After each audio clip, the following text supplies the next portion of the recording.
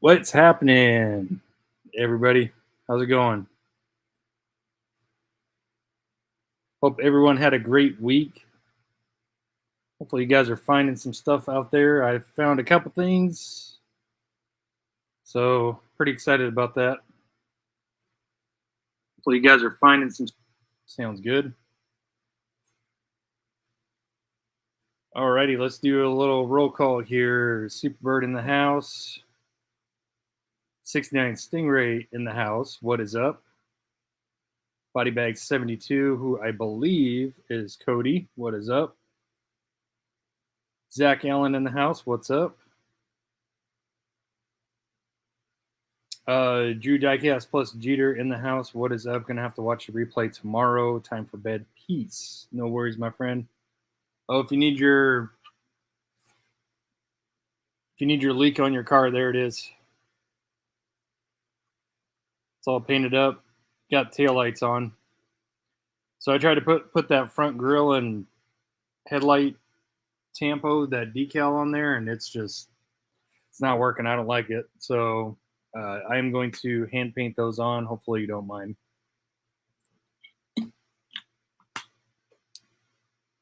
Side ops in the house. What is up? Hello, peeps. How are y'all? I found the BMW Super also at a Big Lots. Nice. It's the first Super I found in nearly 5 months. I'm glad Walmart is getting more stock, but I wish Kroger and Dollar Tree would.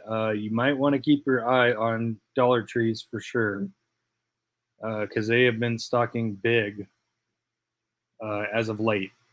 So definitely keep your eyes open on those.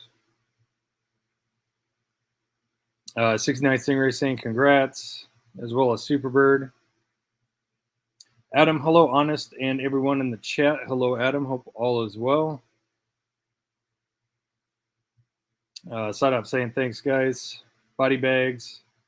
Found Zamax 456 tonight at Walmart. Congratulations. I will not be holding my breath for any Zamax, just due to the past 2 years. They've been pretty much rare or just totally unseen. So, so yeah. For some reason, they've been very, very tough to find in Arizona the past couple of years.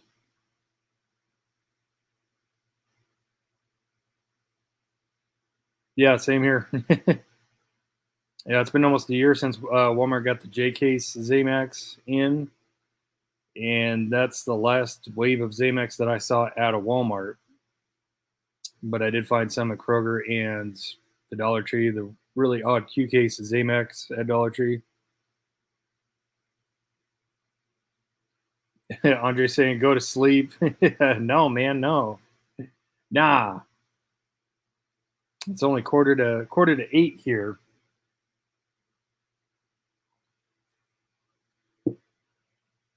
So who else is finding some goodies? I'm eager to know. There's Jeff in the house. WWReplicas. Hey guys, what is up? I got a mail call to show off from Jeff, so stay tuned. Subi Diecast Customs. Howdy, just passing by. Stay a while, man. Stay a while. Josh's Hot Wheel Addiction. What is up, my friends? Rudy Moons, good morning. Yeah, good morning for you. Good evening for us. Andre got that insomniac mentality. There's Jay. Welcome back. Welcome back. What is up? How's it going, my friend? Gary in the house. What is up? Gary's Diecast Collection. If you have not subscribed to Gary's Diecast, that is the man who is responsible for the traveling diecast car, which is one of the coolest ideas ever created in the diecast community, at least in my opinion. But if you haven't checked out Gary's Diecast Collection, make sure to head over and check Gary out. Awesome guy. Speaking of awesome guy, there's another one, Eddie, the Godfather. What's up? Young Hot Wheels Collector, what is up? I like how you put sup, and I'm just like, what is up? What's up, Zelda? How you doing? Frank Camacho, my somewhat local hunter. He's about 2 hours south of me, but Frank's my guy, man. He's my Tucson guy. Kevin Kennedy, what is up? Edward, what is up? Saying what's up to everybody. The cracker opener. Trying to think of a name for you. The diecast resuscitator, because he lets them breathe. I don't know, just something I came up with off the bat. Superbird, absolutely, absolutely. If you want, I can bring you on here. Kind of looking at the way I kind of want to set it up is to add on any guests that I might have, like after the first hour. That way I can get all the mail calls and fines and subjects kind of out of the way. But yeah, if you want, if it's not too late, I could throw you on here. It's up to you, buddy. I would love to have you. Might have another guest on as well, so stay tuned. Jeff, if you want to get on, just let me know. Jay found a Trans Am tonight. Nice, man. Which one? Which Trans Am did you find? DK Turntable, what is up from Indonesia? Thanks for tuning in from across the pond. Appreciate you. Tom Brown, lucky dog. Congratulations. A lot of people finding an F case right now. Josh is finding an F case. Kevin found an F case. As for me, I've been running into a lot of B and C, and neither of them in general have been very friendly at all, especially C, just like last year, just like with that friggin' Roger Dodger that you can see on the very corner end of the screen. Just like that. Just not good. Not good. Not good. So, but we'll see what we can do. But as of right now, we got A, B, and D. There's Clint right there. What's up, buddy? Finding the goodies, hitting steady stock, hitting my targets lately. Yeah. You should be seeing E or F, man. You should be seeing E or F, and I won't be surprised if you send me a pic with, some supers. All right, WW sounds good. I will give you a heads up right around the hour mark. I'll send that over to you. Maybe I'll get you and Superbird on at the same time. That'd be cool.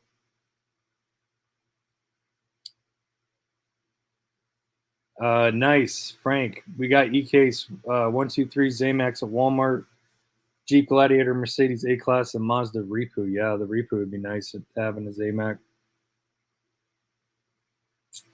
Sean Coral asking Superbird if you got a mail call yet. Brandon, what is up?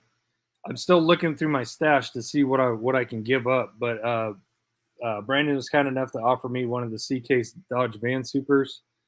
He found two hanging on the peg in an episode, and I definitely want one. I definitely want to take him up on it. I just got to find something proper that he wants.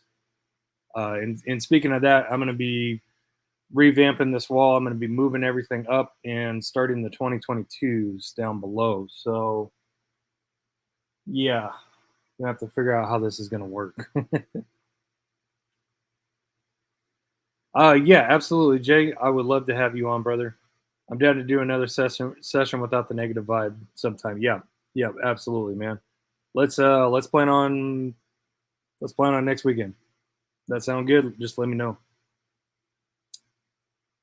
Legend Store Trans Am. Okay, all right. Legends. Yeah, that slipped my mind. I didn't even know that was out. I gotta check that out. Osvaldo in the house. What is up?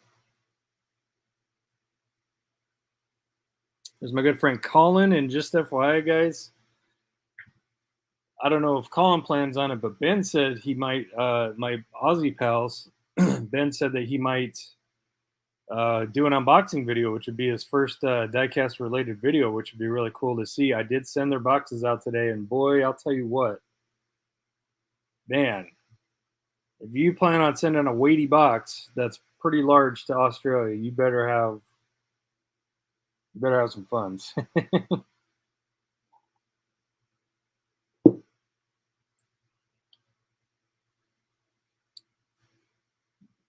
There's my good friend Skip's Diecast. He found his second Yeah, I won't say it.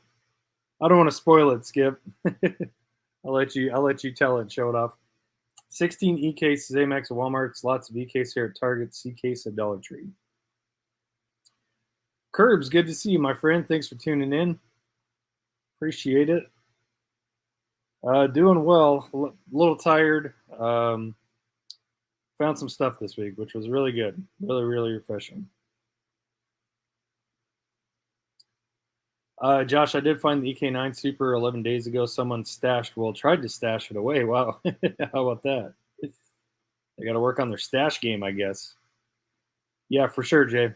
I'll get you back on here. We'll definitely do a little powwow on here, a positive powwow. Skip saying, hope everybody's doing well. And Superbird, congratulations on the Beamer. Thank you, sir. That was a huge, huge deal. So let's get into it. We'll go over fines first. So, all right. So, if you've tuned in last live stream, remember I had previewed some work that, if it focuses is custom water slide decals from Jeff at WWReplicas, which were amazing. Well, guess what? I got the prints, and man, this is friggin' epic. This is epic, guys. So Jeff is probably going to come on later on to the live stream. I'm going to send him the link, so he can speak on what he does and why he does it. But man, look at these! Look at all those friggin' beautiful HD decals, man. Those water slides. Look at that full friggin' page. How friggin' sick is that? Those are the big boys, and then on the second page we got it scaled down. There's a 50%. There's some 75s. Look at all those windshield banners, guys. Ooh-wee. Look at this sweet windshield banner, the Honest Diecast banner. Got 27 over here. Some race numbers. That's my favorite numbers, 27. Just absolutely sick. I mean, something that I've been begging to do for a long time, and Jeff stepped up. He dropped me a line and was like, you know what? I can help you. And dude, I can't tell you how much I appreciate this. This is epic. I will definitely be ordering some more. I mean, obviously it's probably going to take me a while to get through these, but yeah. So thank you so much, Jeff. And again, Jeff will be on later on this broadcast, and I'll let him speak on his replicas and everything that he likes to do in the hobby and everything. Yeah, we'll get to know Jeff. So thank you, buddy. I appreciate you. Those are absolutely amazing. And they were sent very, very, very nicely, too, in a very, very thick envelope with a massive piece of cardboard in it to keep them straight. Just absolute quality all the way around. Just absolutely amazing. Absolutely amazing. So, yeah. You guys want to see mail calls, or you guys want to see fines first? Just curious. Gio, that would be great. I would love to see it. But yeah, I got 2 more things to send to you. I already told you. So within the next, I'd say 2 to 4 weeks, you'll have lots of material if you want to do some mail calls and stuff. So I'm definitely excited to get you taken care of, for sure. Either way. 69 Stingray, 69-foot Stingray. Yeah, I need some decals for a couple cars and customizing. Okay. All right. Yeah. I'll let Jeff hop on and go over everything and, you know, what he wants to do and everything. So I'll let him speak on that. But I'll tell you what, he can certainly help. So, okay. Everybody's saying either way. So let's do fines first, actually.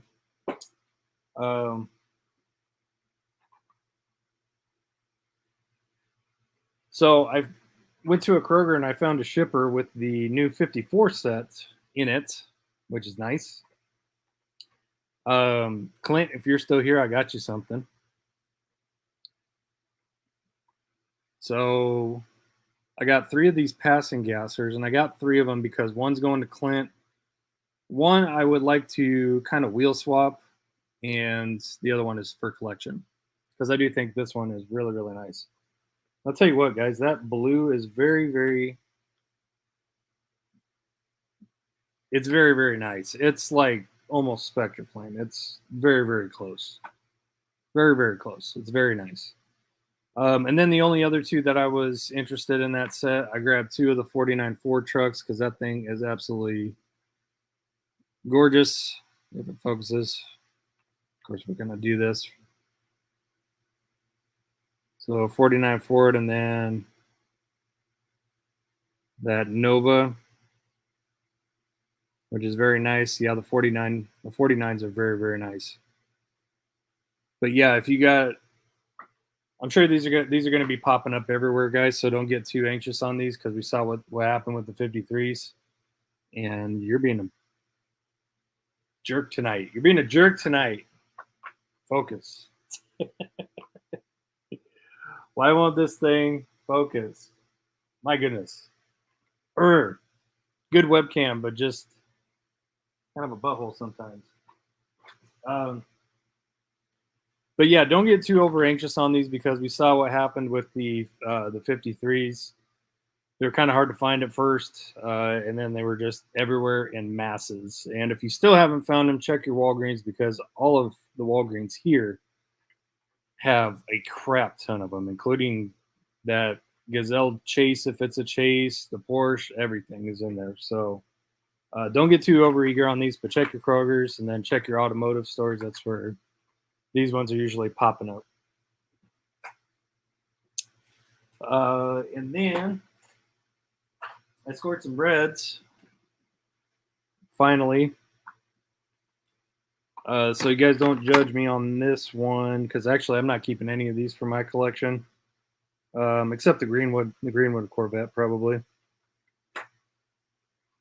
But I do like to help my Aussie friends out, so I got 4 of the red Beetles. This one apparently is the hottest one, I guess, because this is the least one of the ones I found. There is one that I definitely had to have, and that I'm definitely keeping. But these are going to Australia for Josh. Josh in Australia is getting these, so hopefully you enjoy, my friend.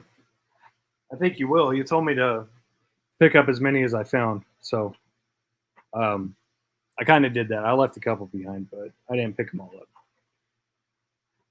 And then probably my second favorite out of this mix, no disrespect to the Bug, but that red edition Greenwood Corvette, that thing is sweet. So picked up a couple of those. Very, very nice. Definitely one of my favorite Corvette castings for Hot Wheels. And then just a couple of, let me show this one first real quick. That's the winner for me for red editions. You guys should know.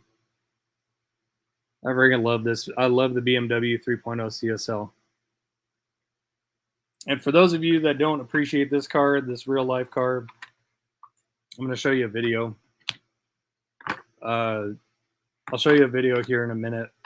And I showed it to Mad Visions, and he kind of changed his tune. It seemed like he changed his tune on the 3.0 CSL because he was like, yeah, I don't like it. It's not cool. But when you see the video and you hear this thing, it's primo, man. It's primo. I'm telling you. Other than that, not really too much luck with E, very much. Just picked up another Bone Shaker and an S2000. I still have not found the S15. Still not even close. Not even close. Not even a mainline C8. So, but I was surprised to find these. I found two of the 8.6s in that beautiful red.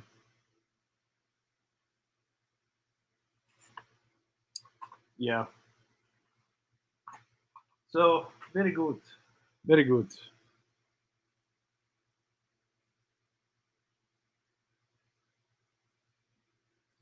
Sean Coral, Derek, apart from the 65, the title of the stream is the same as the one from last week. Okay. No worries. I will fix that. I will fix that.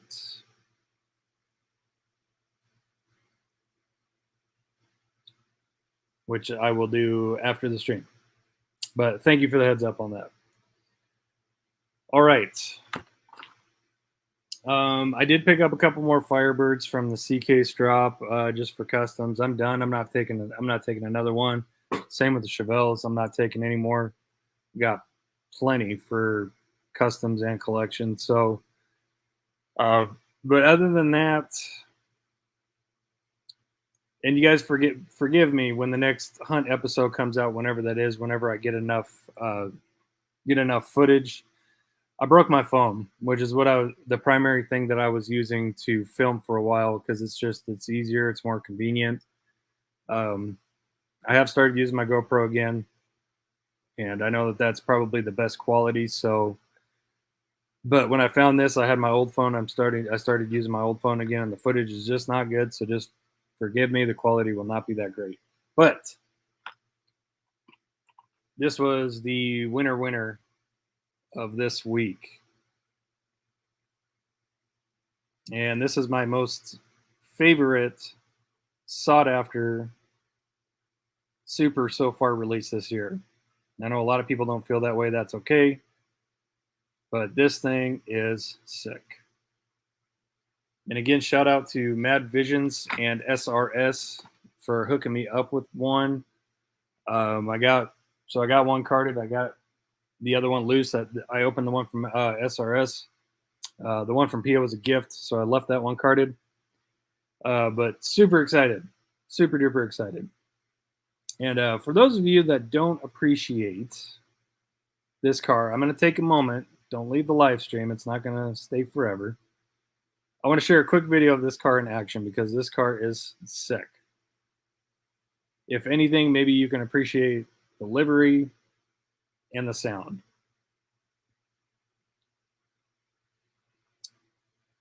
So let's go over this real quick. I will skip the startup. Although it does sound pretty good.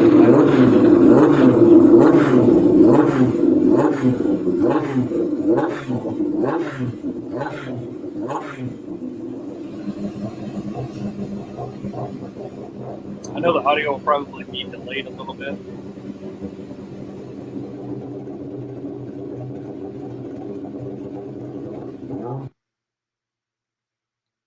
Let's hear this thing in action. This thing's sick.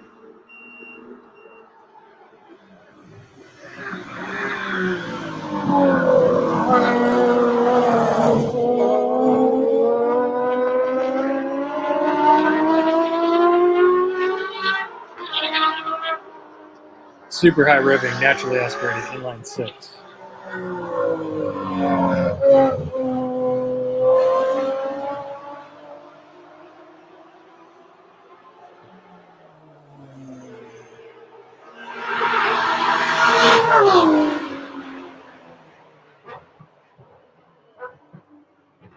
There we go. Here's a good part. This thing sounds so good here.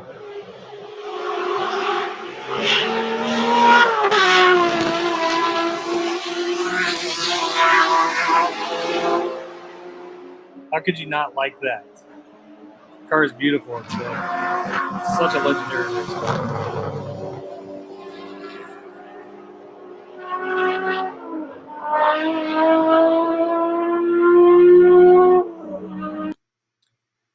So that's why I love the 3.0 CSL. I know the video might be a little choppy, but yeah, absolutely love the 3.0 CSL. That thing sounds so good. Clint, talk to you tomorrow. I'm going to work on a real car for a bit, going hunting in the morning. Awesome, man. Good to hear. Good to hear. Sean Coral, lightning. Yeah, Superbird. I think it's BA. I remember being excited when it first came to the main lines for 2016. J-Case. Nice, man. Nice history drop on that. Northeast Ohio. Okay, fire. Geo, I love that BMW. I had mixed feelings about it when it came out, but now it's A++. Amen. Amen. Yeah. Brandon, have a good night, man. Spend some time with your son. Just got back from Florida. I'm out. Have a good one, man. I'll hit you up on that super trade, man. Subi. Sheesh, I think Derek has changed my mind. But tell me, for all you automotive enthusiasts out there, tell me that that thing does not sound somewhat GTR Supra-ish. Sounds so good, man. So good. That thing hauls. That thing dominated in racing back in the day, man. I think it raced in Group B. I think. Thing is sick. This car is a beauty, casting and real life. This car is awesome. It's just mean, just evil. I love mean and evil cars. I thought you guys knew this by now.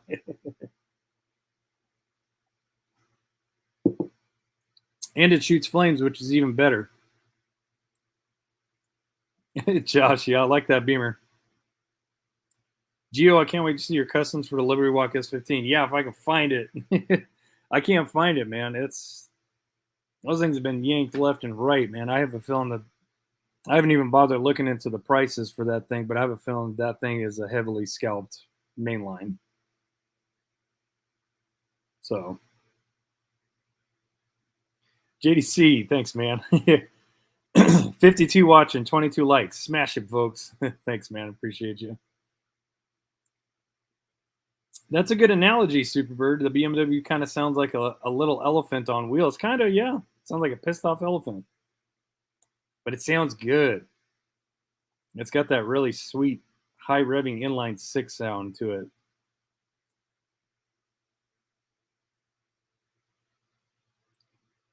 Adam, I appreciate it more seeing it in action. Yes, yes. Telling you guys, if you guys have any doubts about like any kind of race car, any kind of GT car, or even rally car or anything, the top channels that I recommend watching is number one is definitely the one I always show you guys is 19 Bozzy 92. So 19 Bozzy 92. By far the best car coverage. Guy has insane amount of subs. His quality, his audio is just off the hook for everything.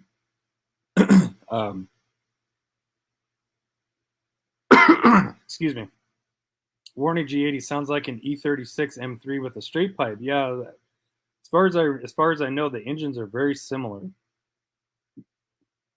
So reminds me of how Sun Kang's 240Z sounds. Yeah, right. Yeah, inline six is a great engine. Inline six in my 280Z thing was no joke. Yep. But yeah, so 19 Bozzy 92 is definitely my favorite channel to watch. Another one is Hill Climb Monsters, and the other one is Hill Climb Fans.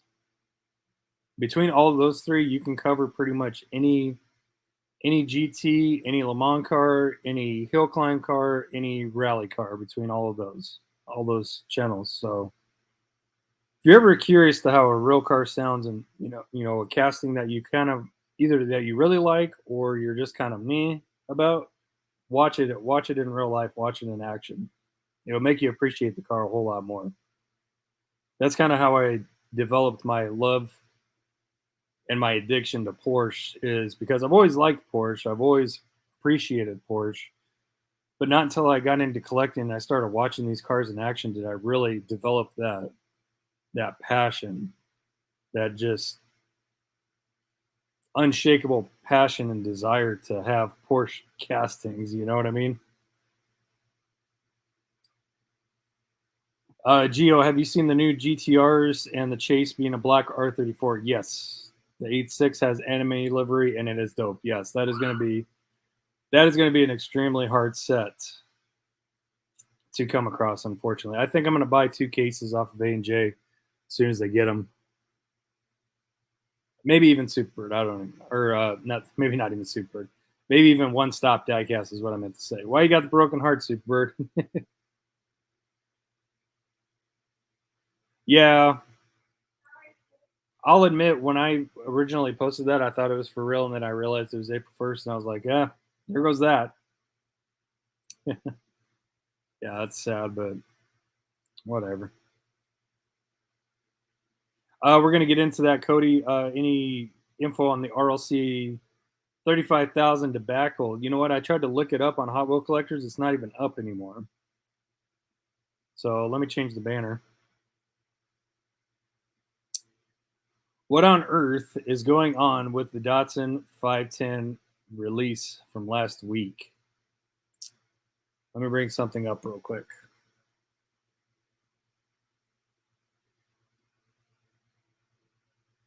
So maybe.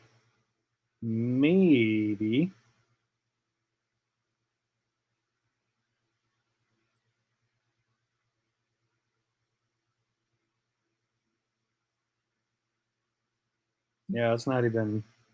Trying to look on the Hot Wheels collectors website. It's not even up. It's not even up as a past release or anything. But anyways, Cody brought this to my attention. He said, "Did you notice what's the funky thing going on with the Datsun?" And I was like, "Nah, what do you mean?" And he was like, "Well, they took down the post on Hot Wheel collectors. They're supposed to be limited to I think 35,000." And I was like, "No." And I went to go look it up and see what was going on the Hot Wheel collectors website, and it's not even up anymore. And as probably most of you know that were able to get it, I was able to get one. There we go, right there, Superbird. Yep. As with you, mine was back ordered until July. So they sold out in 12 minutes. That's pretty. That's not. That's. I was expecting them to go quicker than that. But but yeah, it's just kind of weird that they took it off the website and you know talking about not having it numbered anymore or something. Which it's kind of fishy if they don't come numbered. If they say it's limited to 35,000 and then they come not numbered, that means they probably took it down and they sold more than 35,000. So it's just kind of weird. You know what I mean? The Great, what is up? Nice avatar. I woke up late for the Gulf RLC, but it's okay. The value is 150 to 200 though because of 35,000. Yeah, it's ridiculous, man. But whatever. I'm just happy I got one because if I didn't get one, damn sure wasn't going to pay for one. Pay one secondhand market. That's for sure. That is for sure.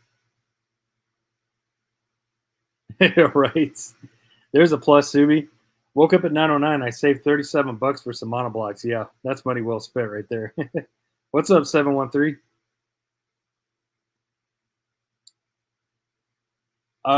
Big A said, "What's up, 69? Have you had a chance to send screenshot of the payment you made to Nas?" Oh, Rat Row.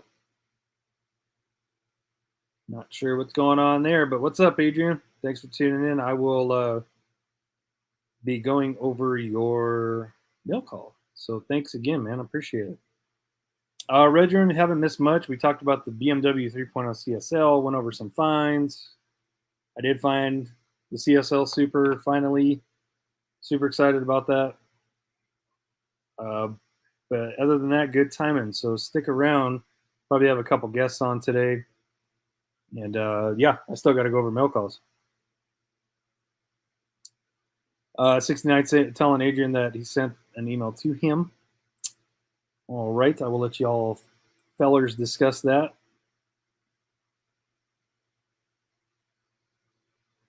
So let's go ahead and go over mail calls. We got the fines out of the way. The first mail call came in a box like this. So you know what that means. RLC. RLC Senior. Let's see what Mattel sent. And I'm not sure how I feel about this one little string piece of tape holding it together.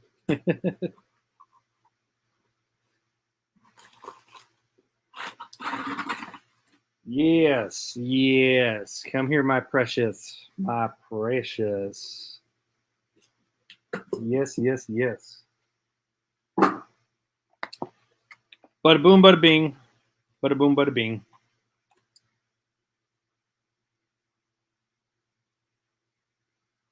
Beautiful Hakusuka RLC Skyline. Mm-hmm. Yes, indeed. 2022 membership car. And the better part of this is that I got dos. I got dosies. Dosekis. So you know what that means. One of them's going to get cracked. I'm not sure which one I'm going to crack, but maybe I'll save that for next live stream. We'll see. Probably won't do it tonight. But very awesome. I was super excited to get that car very, very much. Got the chrome one. Got the chrome one on a trade. My buddy Adam, he sent me one of those. I sent him a purple GTR membership Skyline. So very, very excited to have that. And that blue one. That blue one is absolutely gorgeous. Absolutely gorgeous. So while he's in the chat, let's go on with Legends Tour is taking place in Dallas in September. I'm so excited to get the Legends Tour Skyline. Yes. Which Skyline is the Legends Tour? I forgot. Big A saying that's a favorite RLC release of this year. Speaking of Big A, got a package from Big A, so let's see what is in it. Pretty sure I know one thing. Adrian was kind enough to hit me up and ask me if I needed something, and I said for Sheezy. For Sheezy money. So thanks again, Adrian. I appreciate it. I still haven't had a chance to send anything to Adrian, which I definitely feel bad about. Oh, yeah. Thank you, thank you, thank you. I was hoping you sent me that.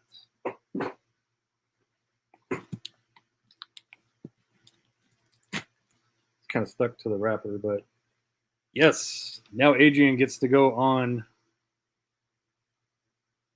Adrian gets to go on to the case. The Hot Wheels Homies case. That's what I call it. So, yeah, I will put your sticker up there, brother. Thank you for sending that to me. He sent me a letter.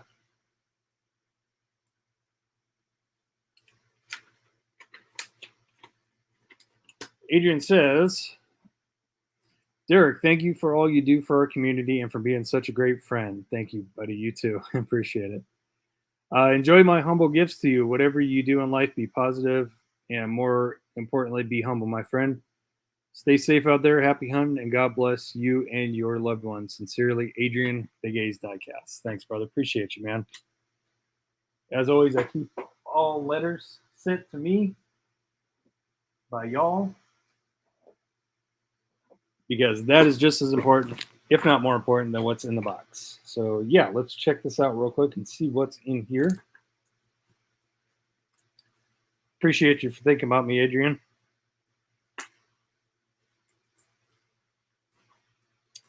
And he taped these puppies up good, so give me 1 second.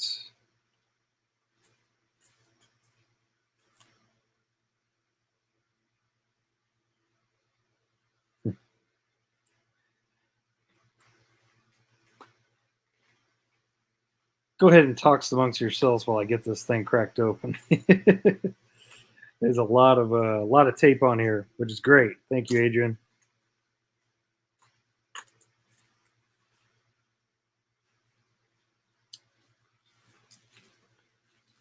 Yeah, he taped this bad boy up real good.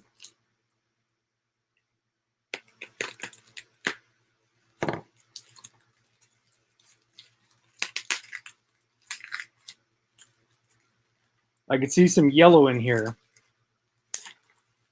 I can see some yellow.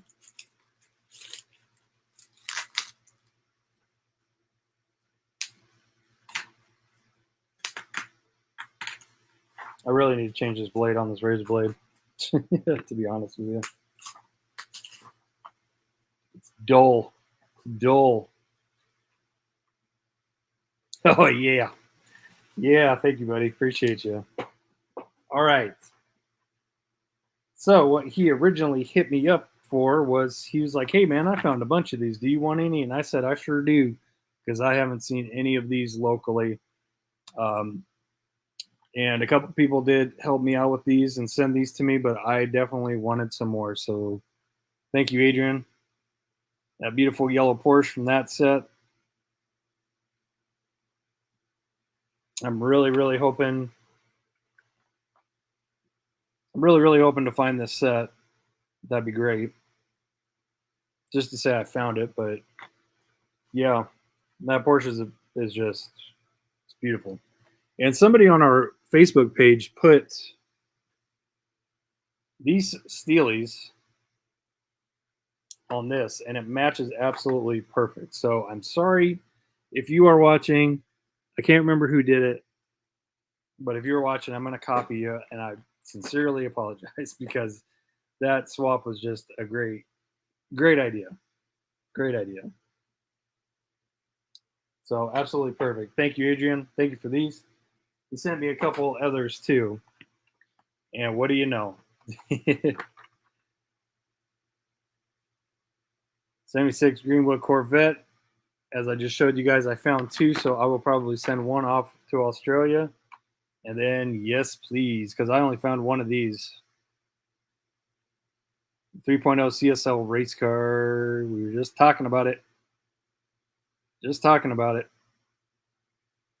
So, yeah, that means one gets to go in the collection and one gets to get probably wheel and base swapped. I don't maybe base swapped. I don't know. I might keep the base. But friggin' awesome, Adrian. Thank you so much, buddy. Appreciate you. We're talking about Dr. Diecast here. Dr. Diecast. So yeah, Adrian, thank you very much. I'll make sure to get this up on here.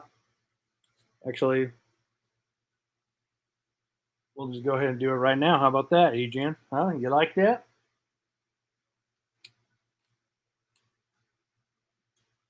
Let's see. I will put you there so I can squeeze a couple more in there.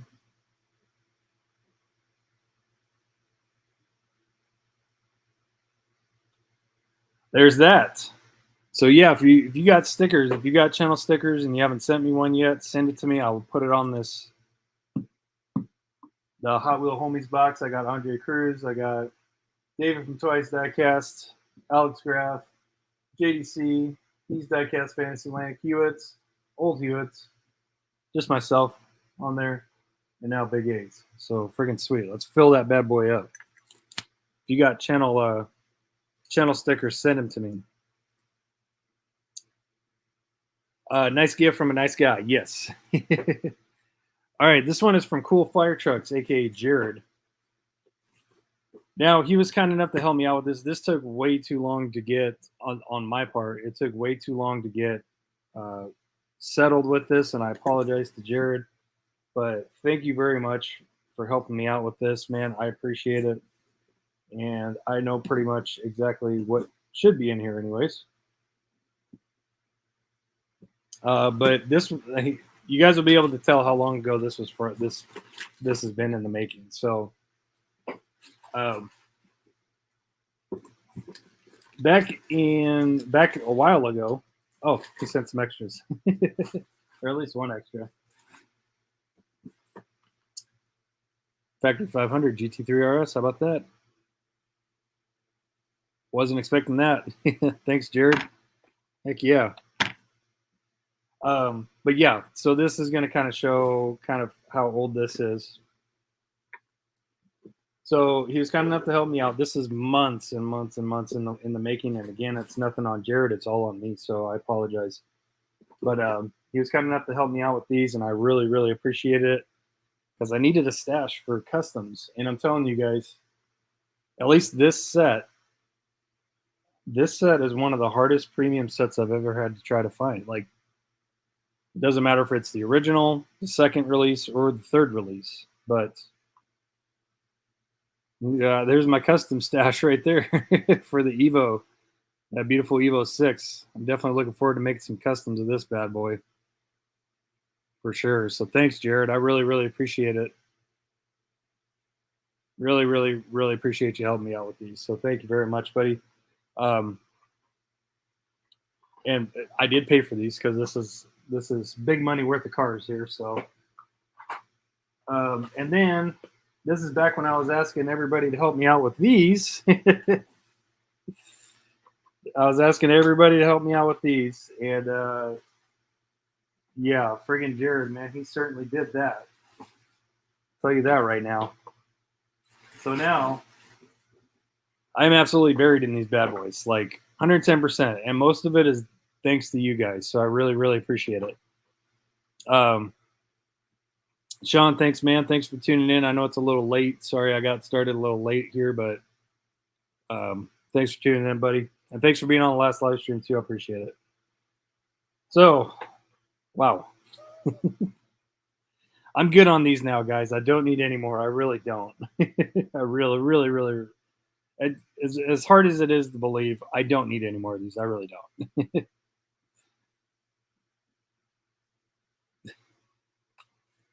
I don't even know how to display them. But yeah, 8 Forza GT3 RSs. I'm swimming in these things now, man. Swimming in these things. I might have found 8. I think 8 of them in the wild myself. You guys have sent me much, much, much more.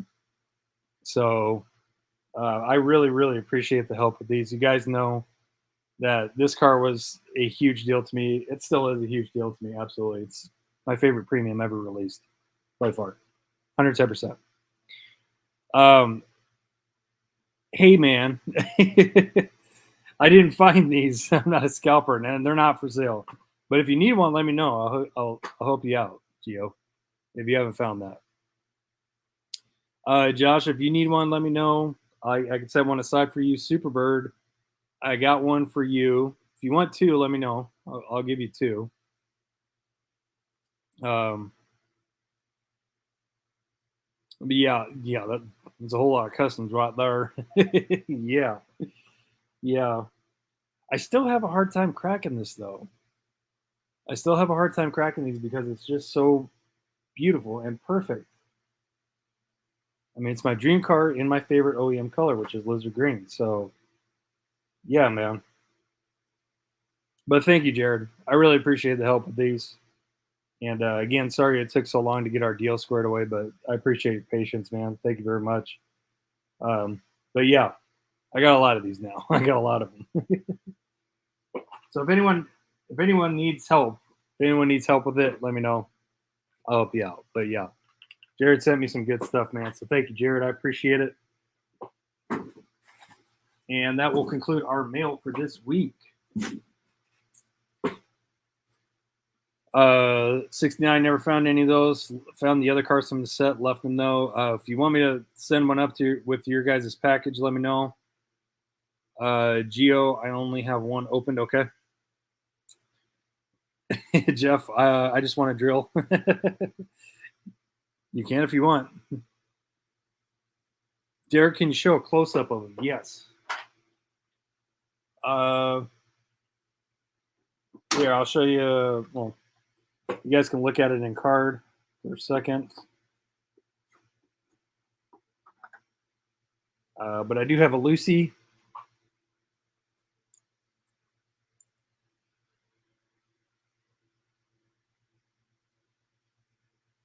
If it focuses, which is probably not. There we go. So yeah, absolutely beautiful, beautiful. Yes.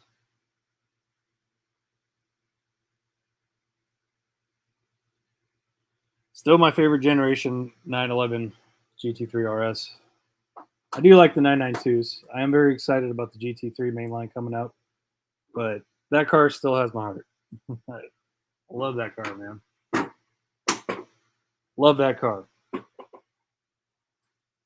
So yeah. So who wanted one? Geo. Geo wants one. 69 wants one. Yeah. Yes, you did, Adrian.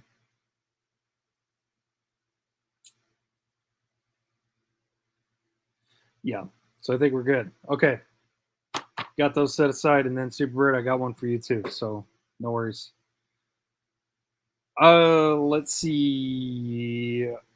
Malancia Atomica Diecast.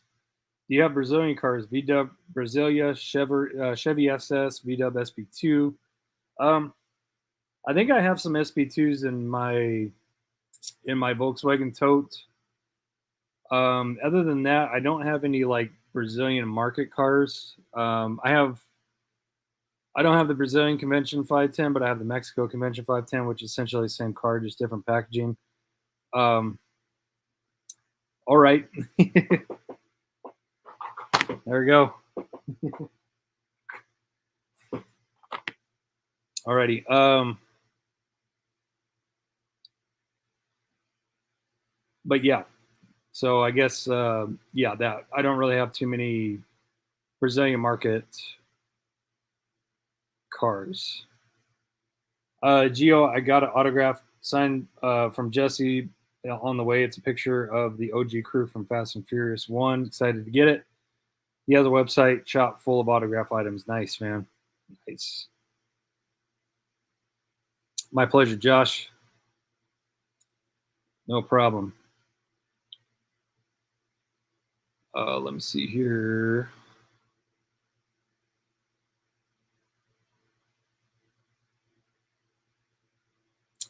So yeah, that's pretty much all I wanted to discuss. We'll chat for another 10 minutes and then we'll bring on our first guest. How about that? Give me 1 second, guys. Oh, yikes. Warner G80, I was chasing the 911 GT3 today. He almost wiped out hard. Glad I got it on video. I'm glad he didn't wipe out. I'm very, very happy he didn't wipe out.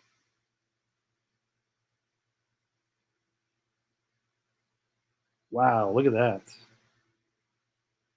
Yeah, Corey was kind enough to send me a picture of that R32 Legend store, man. That thing is sharp. That thing is definitely sharp.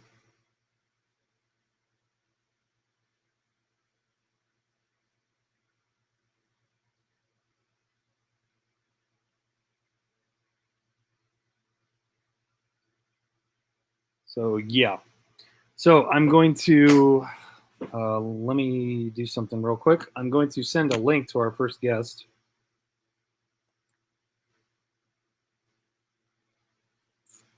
Let's see here.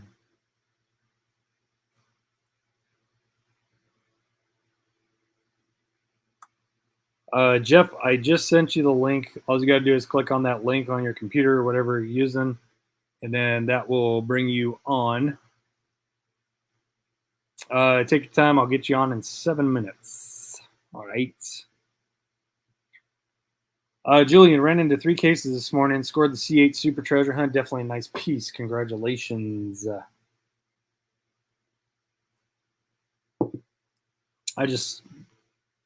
I have not had any luck whatsoever with E-Case. Yeah, Superbird. Let me get Jeff on, and then I'll send you a link and bring you on. I'll see if Jeff wants to do all 3 at once. Or if he doesn't, then thank you. Appreciate it. And then if he doesn't, I'll bring you on after Jeff. Ferris in the house. What is up? I'm late. But I'm here. What's up, everybody? What is up, man? Wow, Takumi Miami back in the house. What is up? Good to see you, my friend.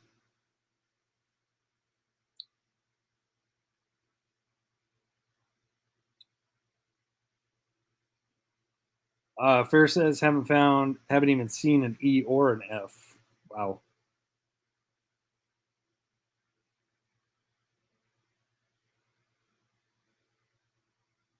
That's the same here with me, Inland Empire. I've showed up late to every single E-Case drop. The S15s are gone. Any C8 that was there is gone. Yeah, it's tough, man. It is tough. Yeah, E-Case is going to be a tough one. It's not going to be like last year, I don't think. Let me close some of these windows. And let's get Bluetooth set up.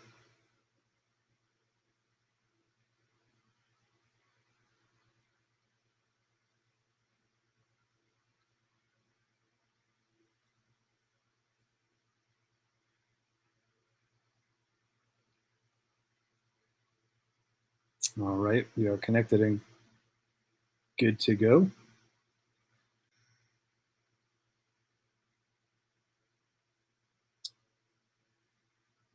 Let's see, body bags. Zamax I found today were F case. Right on. All right, we got Jeff here from WWReplicas. Let me get him on here. Hey, what's up, Jeff? How's it going? Well, let's see. It's it's Saturday night, 11:30. Watched the 2 Final Four games. No one in my family picked any of those final 2, which is hilarious considering we're a basketball family. So who won? Because I haven't been keeping tabs on it. North Carolina beat Duke. Just finished Coach K's last game. That's unfortunate. And Kansas won fairly convincingly. So nice. UNC in Kansas. Blue Bloods. All the Blue Bloods. All the Blue Bloods. Nice. Well, great to see you, man. Good to be on, man. It's good to be on, man, guys. I can't tell you how much it means to me that you've helped me out with these decals. Are absolutely phenomenal, and it's something I've wanted for so long. So thanks a lot for stepping up and helping me with it. I appreciate it greatly. Well, I think, there is if I have at least a second to tell the story of how it started. You have all the time you want. My collecting life mostly is built around sprint cars. Okay. And the reason why is I don't know if some of you might know who I am. Some of you don't. I live in Northern Ontario, but I'm originally from Pennsylvania. So okay. I'm an American. Haven't even in 32 years of being here got my Canadian citizenship. So nice. Anyways, so my young life was spent in northeastern Pennsylvania around the dirt tracks. So I grew up loving dirt car racing, sprint car racing, because of the main big 3 tracks were within an hour of my house. So when I first started collecting, I was a sprint car collector, and yeah, let's see what you got. for those of you who don't know what a sprint car is, man, right? Look at that. So that's 1/18 scale. And Steve Kinzer 1/18 scale. So I started collecting these 1989, 90. So, and by 2000, I think I had everything ever produced. Nice. From 18 scale, 24 scale, 64 scale. I might have had 2,500 pieces or something insane. Everything that was made, I bought. Nice. My friend Clint would be going crazy because he loves sprint cars. Then I got married.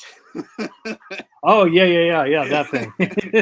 And a few things changed. Anyways, in the meantime, WWReplicas is the real name of the idea was Winged Warrior Replicas. Gotcha. And that is what they refer to these as, right? Gotcha. So in 1989, when I got the first ever one of these produced, was actually Steve Kinzer, have it on the shelf, Quaker State. The first thing I did is take it home and take it apart. And once I took it apart, that ended everything, because from there on, for about a 10-year period, I made close to 300 replicas. Nice. In 1/18 scale. And what it is I would make the drivers from the tracks. So they'd contact me and say, the big diecast companies won't make my car. Can you produce 5 of them or 6 of them or whatever? Wow. And so I started that, and I'm not a graphic designer by trade, believe it or not. I was a tennis professional for 25 years. So but I'm a bit older maybe than some of you guys. I know I'm a bit older than you, Derek, but back in the day, in the mid 80s, you know, there was a program called Adobe, right? That's when it all started. Okay. And they produced two programs called Adobe Photoshop and Adobe Illustrator. Yep. And I remember being introduced to Adobe Illustrator in 1982, which would have been my sophomore year. Which was what? Which I'm not trying to make you feel old, Jeff, but that was I was 1 year old. I know you were. Anyway, so let's just say it was the program was only 3.0. So you weren't, you were 1, and the program was only 3.0. Yeah. And in school, I started messing around with it, and so I've had a over almost a 40-year relationship with Adobe Illustrator. Nice. So the thing that was missing in building these replicas was getting the artwork and getting them to look exactly like they should, all the way down to the seat belts, right? Yeah. Right, and the gauges and everything. So I started that journey of drawing artwork for all of my customs. But the problem was the printing back then, obviously, was the dilemma. And right, you couldn't print white. So you had to, reverse print. You had to do all kinds of difficult things. So you actually couldn't print the color white, or they didn't have white toner back then? Back then you couldn't print the color white. So so you had to reverse. So everything you did, so if you needed white, you obviously if the car was black, you busted out, Derek's name so that the white shined through the black. Okay. And I wasn't happy with that, because at the time, again, I was making so many of them. I was having the boxes sent from China to my house. Wow. And I think my mother thought I was losing my mind, because I was still playing tennis, and I'd come back from traveling and there'd be 200 blank styrofoam boxes on the front porch from China.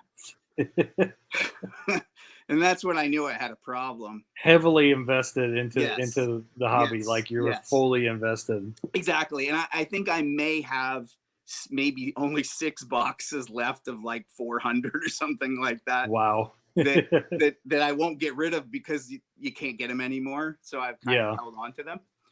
So that led me to the dilemma of a printing issue.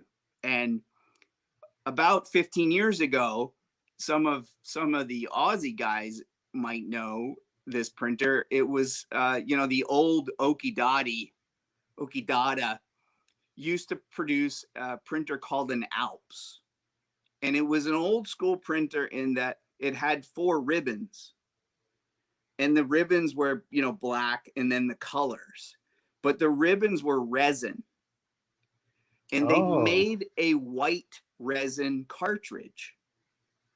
So you now could actually print white on the decal page itself. It was a breakthrough. That totally changed the game for you. It changed the game, right? So all of a sudden, everybody who had a black car now could actually have their car made, Needless to say, you got a lot busier after that. I got a lot busier. It was a hobby. It was something that I didn't do, obviously, for the time that when I was playing tennis and coaching. So I'd have these windows of opportunity. I'd come back in the winter, and then try and crank out a bunch. And my wife jokes with me because she met me the first time and probably thought I was a 2-year-old. Because I had literally parts hanging in the bathroom, And what kind of weirdo is this guy? He's got dead body parts hanging all over his house. She would definitely claim that I was a weirdo. But I told her, I said, listen, I have this kind of hobby, but I've got these 24 cars that need to be sent to California. And I need to get them done. And the only way to get them done is after coming back from work, going out on the porch, shoot them, spray them, decal them. And then comically, I taught her how to put the engines together. Oh, that's cool. So that I eventually married the woman, obviously. Obviously. Right. So she helped me build the engines and ship them off to California. And then like I said, I got married, had kids, and the collecting just kind of stopped. And obviously the price of these things, my hobby, they're not cheap. And my son, who's now 13, who's sitting over there on the couch playing his thing, we started looking at Hot Wheels together again. Like, and it just, that's where it started. It was Yep. like dad, and it gave dad an opportunity to get back into the hobby that he had let go for a while. And I was selling my collection off. If we went on vacation or something, I'd say, why don't I sell these 2 or 3 pieces and we can, we can go on vacation. Yep. And then all of a sudden, my son and I are out hunting together, searching for that super or that car or something like that. And it took me maybe a day to when I got that first couple of Hot Wheels to come back to the shop, get the drill out, and start the process.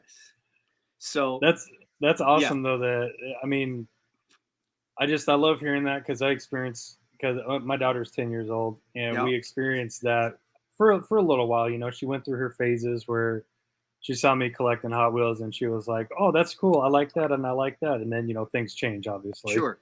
But I can totally relate to just that awesome bond that you feel when you can actually do it with your kids. It's a special feeling. Unfortunately, my son has become a bit of a collecting snob. Yeah. Oh, has he now? So yeah, so it's like I showed him the RLC the other day, and his board, his collection in his house, in his room, has so much more value than the probably 200 cars I have in bags sitting down there that I probably don't need, like everybody else on this channel today or tonight. And if you looked at my shop and my desk, you'd say this guy is out to lunch because it's a disaster. How does he ever get anything done? So right. So that led to a very simple thing. I still make graphics for sprint cars, and that's what my page is, the WW Replica page on Facebook.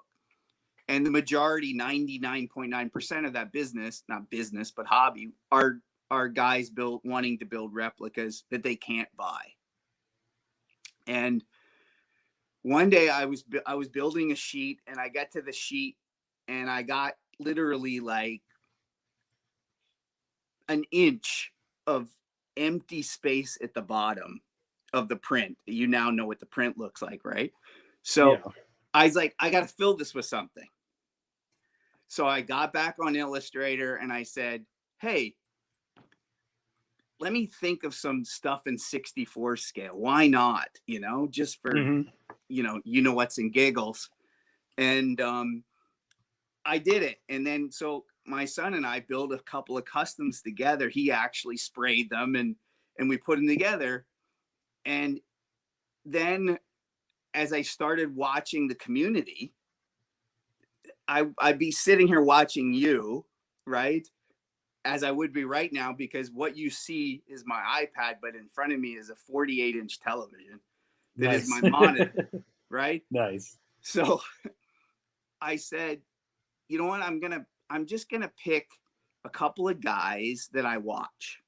I'm not gonna tell them anything. I'm not gonna send them any advance notice, but I'm gonna draw some things that I think they would really like, because it's out of the box.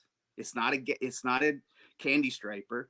It's not a bling blang. It's a Moss Porsche Racing Corporation. Epic, right? Right. So I did that for, and we had said, I did that for you. I did that for Mustang Hunter. I did it for Mark, and I did it for James. And James, obviously, if you see James's sticker behind your head, Yep. I designed that, right? Yep, that was you. Yeah, and I designed that because I thought it was classic because it looks like them.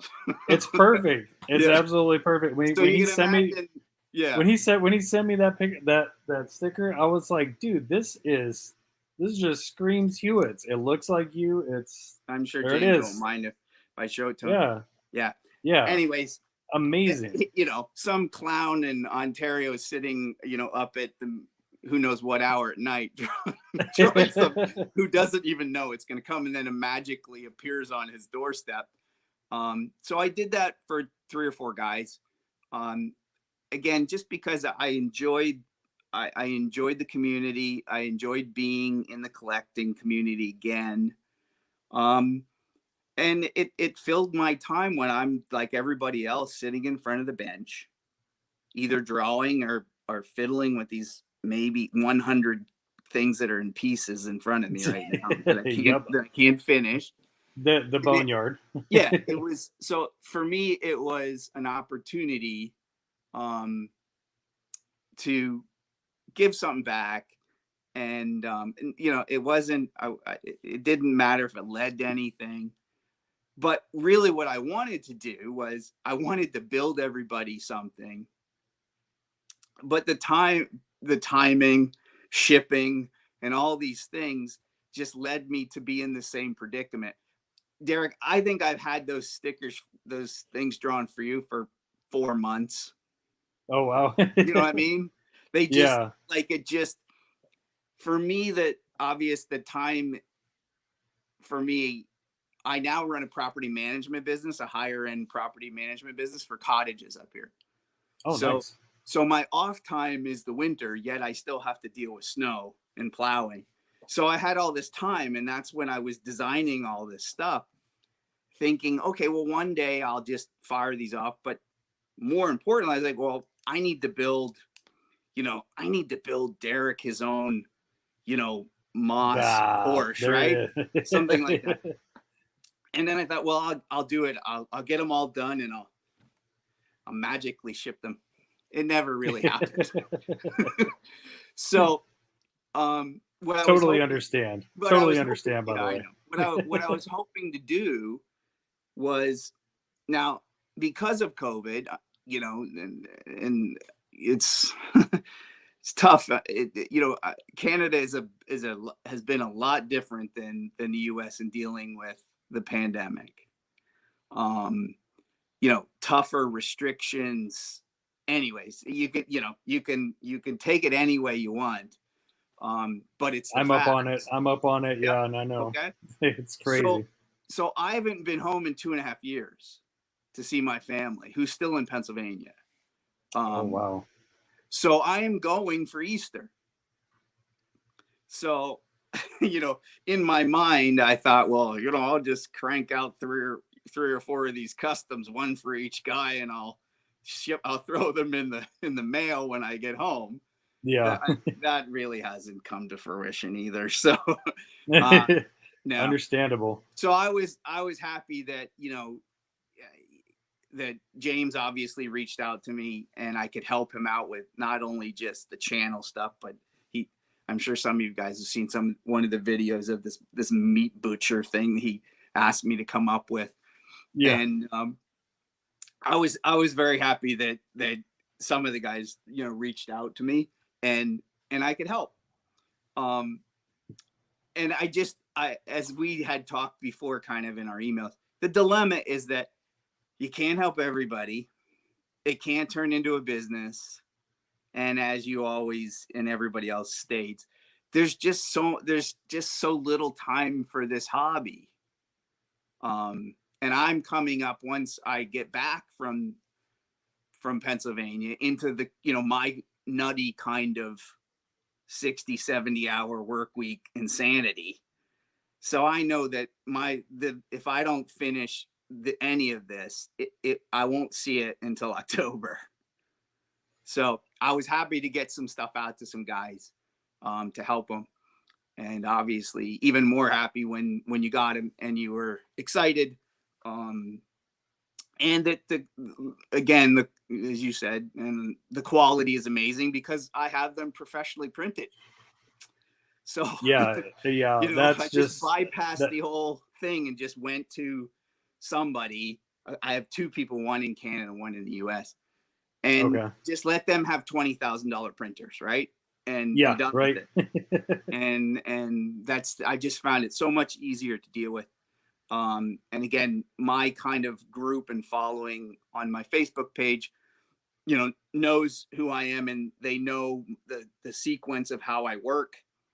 And I normally draw new things in December because that's when all the new cars come out with all the new liveries and all the new deco and all the new. So that's when my juices start getting, you know, let's get back to the computer. You know, I want to draw Yep. that 27 car because it's really cool.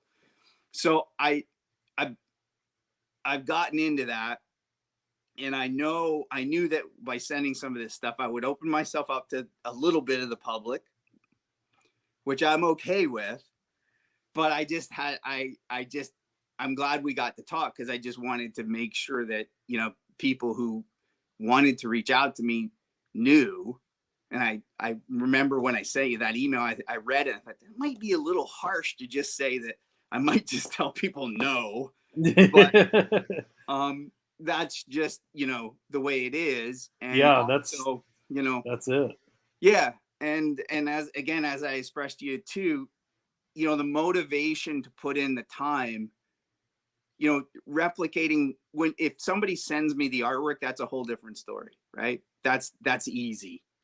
But when, you know, when you sit there and you think, what would Derek's racing team look like? Or what would James's guy, or what would the meat butcher look like? These things, these things don't take minutes, seconds out. You know, sometimes I slave over things. I'm a little, as you can see by some of the stuff I say, I'm a little bit of a perfectionist kind of. It's got to be like perfect. It's got to make sense, right? Mhm.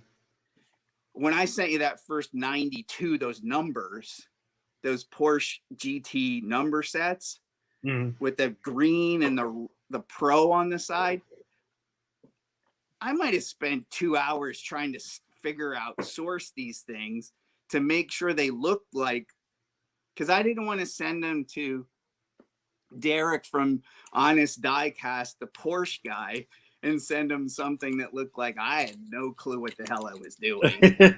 So I spent the time, and I, you know, made sure that they looked exactly like you would get if you were redoing the pink pig, you know, that Yeah. you know, that you like so much. Yeah, Um, the 92 is like spot on.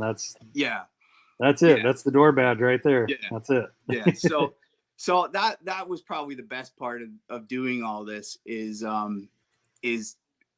thinking of something for somebody, you know, that's out of the box instead of, you know, somebody, you know, sometimes I get emails saying, can you print, you know, a page of candy stripers? And it's a very simple, like, I have no interest in doing that. I'm Yeah, sorry. yeah. It's just not, it's just kind of not what I like and what I like to do. So, Yeah, you like um, the custom aspect and the challenge of it. yeah, the graphic end of the design part is kind of, is what it's always kind of, you know, like I said, my Facebook pages, I do that where I pick the car, I redraw it down to every, and just so everybody knows, and you explained it very well when you show, these are not JPEGs, these are not PNGs. Everything that I normally do is vector draw. So if I don't have it, like I didn't call you and say, Derek, I would have after the fact said, can you send me the Honest Diecast logo in vector format? It would have saved me a lot of time. Yeah. Instead, I redrew it completely myself Oh so wow. that I did not know that. I could shrink it. Yeah. Because I think that's maybe what people don't understand out there about the decal situation is they say, well, what if I, you know, people say, I'll send you a picture. And I'm like, that doesn't help me. I say, you need to send me a picture of the logo, of each logo, as big, as blown up, as raw as you can give it to me.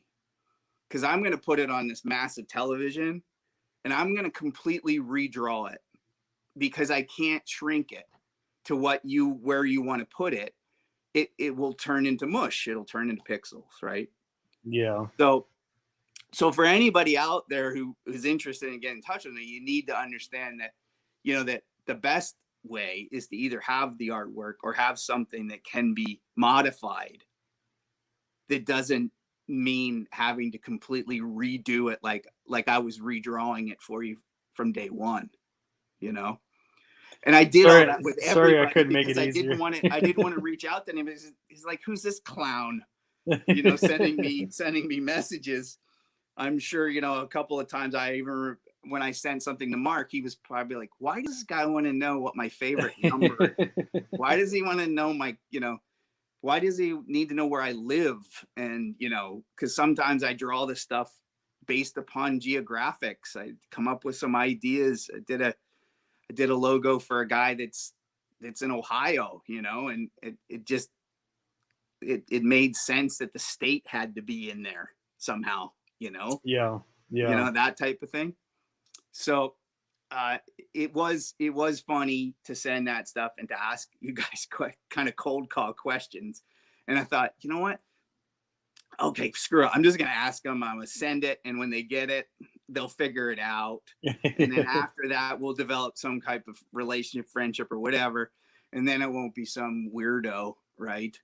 From Canada, you're like trying to ask me personal questions because he wants to make a few stickers for him. So anyways. Yeah, I wish I was more hip on everything and somewhat more dependent on being able to do that myself. I got like a phone app that can turn stuff, I think, into PNG images and stuff like that. But honestly, the whole concept of it is really, really foreign to me, just to be honest with you.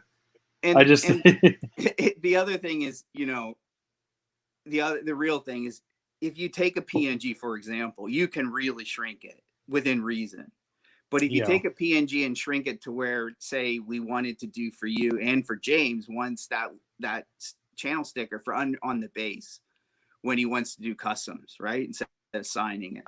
And he sent me, we were back and forth, and I kept telling him, I said, it can go really, really tiny because I drew all this. I know it'll shrink. I said, I also know I'm sending to a printer who can print at 1200 DPI. Your average even laser printer and it won't produce something that well at that type of pixelated quality. So, you gotta, I draw a lot of things at like 13% on my screen. Because I know it's coming, it's coming down, and people are going to want that to fit on this and on that. So anyways, so that's the story. That's my story. And as I say, I'm sticking to it. So, if anybody out there has any questions or, like you said, you have me for whatever, I gladly answer, help, or, stuff like that. So what's the best way to get in touch with you, or your preferred method? Probably the easiest way is Facebook, to be honest with you. Facebook. Yeah, just message me on Facebook, and then we can connect like we did with email situations and stuff like that. And then if there's any, I did have a talk about James and we did have a few calls because I wanted to make sure I got it right for him. Because I literally, I kind of changed his whole entire, design stuff without him knowing it. And I didn't want him, he got back to me and said, I want to use this as my sticker. I want to use this for the thing. He's like, okay, sure. But I just want to make sure that this works for you perfectly. Right. Because I don't want it to not work for you. So we took the time to dial everything in that he wanted. And that way, like you said, there's enough stuff on there, Derek. You need to get building. And right, I sent you that in my email. I was like, okay, now there's no time There's no Yeah. excuse. Just get going, right? You got your sheets now. Get to work. Exactly. So I definitely plan on it as soon as I can get some time. I got some stuff in the that I'm getting ready to finish up. Those will definitely be the first examples to see those. So yeah, just absolutely epic, man. Yeah. And I really, I mean, just talking to you, I can tell that you are highly passionate and very knowledgeable about what you're doing, which is absolutely amazing. But yeah, just looking at the sheets themselves, you can tell yeah, everything is done right. Even the smallest version of my logo is completely legible. You can see everything. It's perfect. It's absolutely so perfect. this is kind of, I used to paint a lot, and I've stopped painting a bit more because I don't think it's done very well for me over the 35 years of spraying this lacquer and crap, as we all know. So I tried to do a little bit less. So then I started saying, well, how can I work with the casting that I have? So that's kind of how I started. So, and these are, I'll just show you a couple quick examples. So this is, the Ford Mark, whatever. The Mark IV, yeah. Yeah. Wow, that's so again, I hope you're seeing it properly, but because maybe up and to your left a little bit. Up and to my left. There you go. There you go. Now up. There. Okay. Perfect. Yeah. Perfect. Okay. So on that car is, wow, look at the that number that and then on that is, again, is my logo, WWReplicas, and on there as well is my name on the driver's side right there. You probably can't even see it. So it's, it's as custom as you can get down to somebody's thing. So that's gorgeous. There's that one. And then there's the red one that I've done for somebody who's, this is why I ask people what their favorite numbers are. Oh, nice. Right. So there's the Ford logo on there. Oh yeah. And the last one I'll show you. I know you did. You got involved in the Porsche thing with Andrew, right? I did not. I missed it this year. Me too. Yeah. So I did. That happens. I'm going to get involved in that one. I'm going to get involved in that. So I was going to get involved in with the Four Horsemen, and they have a monthly build where they open it up and they pick a casting, and you do that thing. So I was like, oh, my favorite casting is the 62 truck with the surfboard. So I was like, I'm gonna get involved in this for sure. But it didn't work out because I took too long, because I needed to draw artwork for this car. So I went to the process of doing it. I'll go up. Oh, look at that. Is that just the detampoed 53? The 53rd anniversary one? Yes, this one is. Yeah. Okay. Wow, that's perfect. The wheels and the blacked out front. Oh man. But you can see the logo. That's what I did. Yes. That's why it took so long. So yes. That's the Four Horsemen with the 62 silhouette with the 62 in it. Oh my goodness. And it completely changed their writing to where I put where the 4 is, and you can see the 0 where the 4 would be are tires, is a tire tread. Nice. Hard to see that. So that's why this build never worked for me, because by the time I finished the dumb thing, it was too late. But man, look at that though. That thing's gorgeous. That thing came out great. I have these things kind of sitting here, like staring at me, going, well, that looks really good. Too bad you didn't get to show it to anybody. So this is kind of like my premiere of showing people stuff. I post a few things on Instagram now and then, but not that much. I just have a tendency to. I got a buddy in town who's a massive Mustang guy, and I mean, Jason's a Mustang guy, but Jason doesn't have every premium casting, as far as I know, on his wall. And so every once in a while, I would make something for this guy, and I'd try and one up myself. So I've been working on what I was able to do is I took the Cobra and I designed the Cobra so that I could take the Cobra and put the number on it, right? Mm-hmm. And then, for example, I'm going to show this because I haven't finished it, but like there's a sneak peek of what's on the back of there. Oops, I won't let him see that one. And then, so I took the Cobra and I bought the color shifters Cobra. That has a metal base. So okay. I took that metal base, chopped the snot out of it so it would fit this. And then I did all the custom stuff for this guy based upon, you know, his favorite number, his name. Then I designed a racing company, you know, so, you know, like Moss Motors or something, you know, something like that. And Yeah. I did this car and I gave it to him. And I did, is one of the, you know, one of those times where you don't really want to give somebody something. You're like, this is just too cool for myself. But I've been staring at this thing thinking, well, I just need to make one for myself. But I'm probably, you know, I'm probably a good story of, you know, like the cobbler who doesn't have shoes for his kid, you know, but sits here and makes something, you know, perfect for somebody else. So anyways, so I am a customizer. I just don't have the time to get it out there. Yep. So, but I enjoy, you know, I enjoy the challenge of modifying something, you know, like Absolutely. like the black.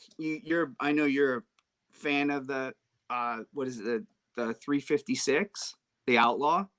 Yeah, 356 Outlaw. Right. So you can, you know, the black with the tan on it, right?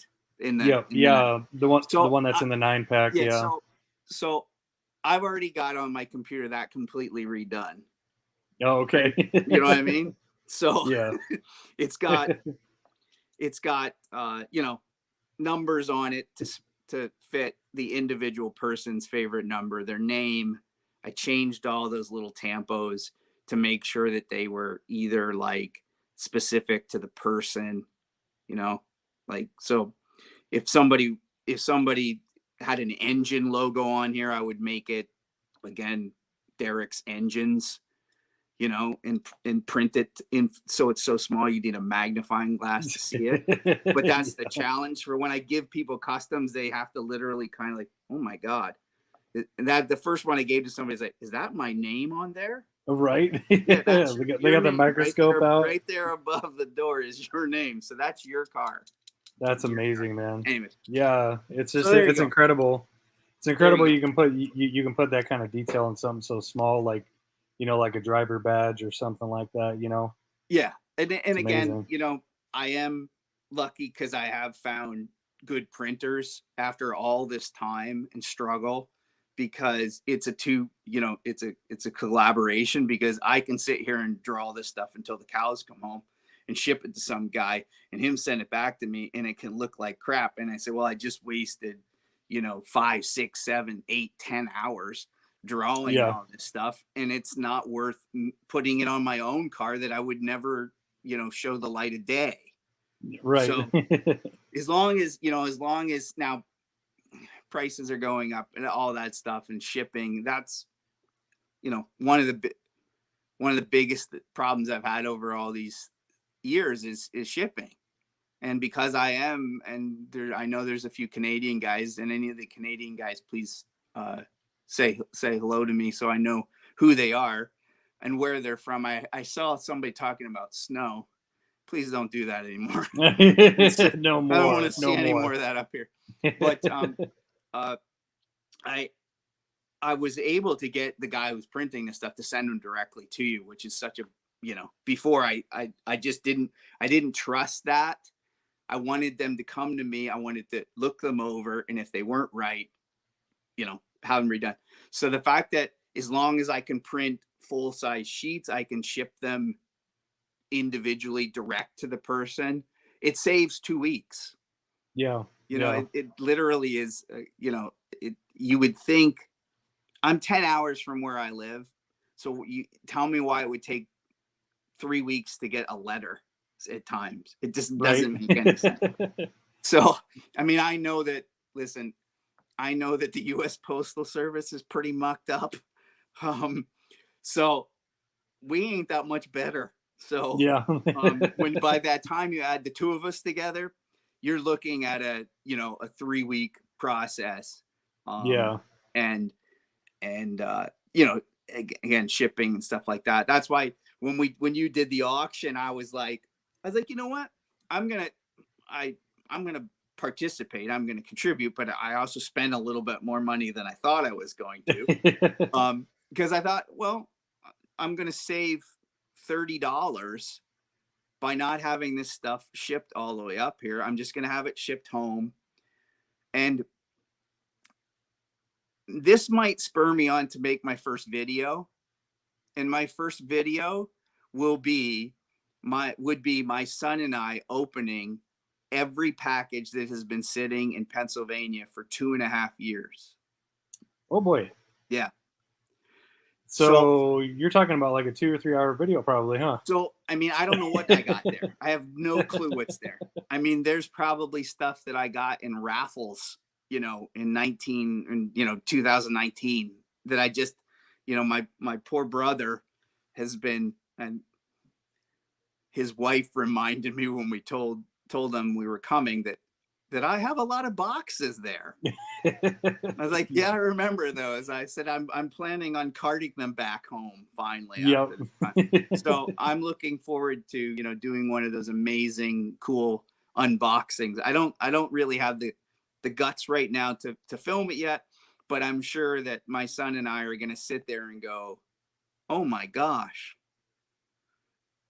you got that? When did you get that? I don't know when I got that. So we're looking forward to that. So, well, Jeff, if I can offer any help to you with that endeavor, please let me know. I'd be happy to. I know. Well, happy to help you. I told my son. He said he asked me again because he is a bit of a collector snob. He was grilling me. He's like, all right, like what good stuff is there, Dad? Like really, what? Like it's not. You didn't just get junk, did you? And I was like, shut up, you little. You're like, of course it's good. I wouldn't have gotten it if I thought it was garbage. I told him, I said, okay. So no, I said, yeah, I think, I said, there's at least, 3 Golf Supers of the GT40. And that's a good start. And I said, and, not to get involved in that value thing, but I told him, I said, I bought those 2 years ago and I didn't pay $100 for them. I didn't pay this for, I didn't pay anything. And he looked at me and goes, so what, like maybe I can get a PS5 now with that? So my son thinks that all that stuff is probably going to be turned into some type of, video console for him. Because I made a couple of, good investments 2 years ago, buying things that I wanted myself that I thought I'd get in 3 months or 4 months, not expecting that I'd go through, literally 2.5 years of insanity, and, fearing, can't go, you can't leave, you can't, so we're very excited about that as well. So anyways, awesome. I appreciate it. And again, to everybody who's listening, if I can help, I'd be glad to help in some way or another. Just don't be upset if I say no. And give the man time.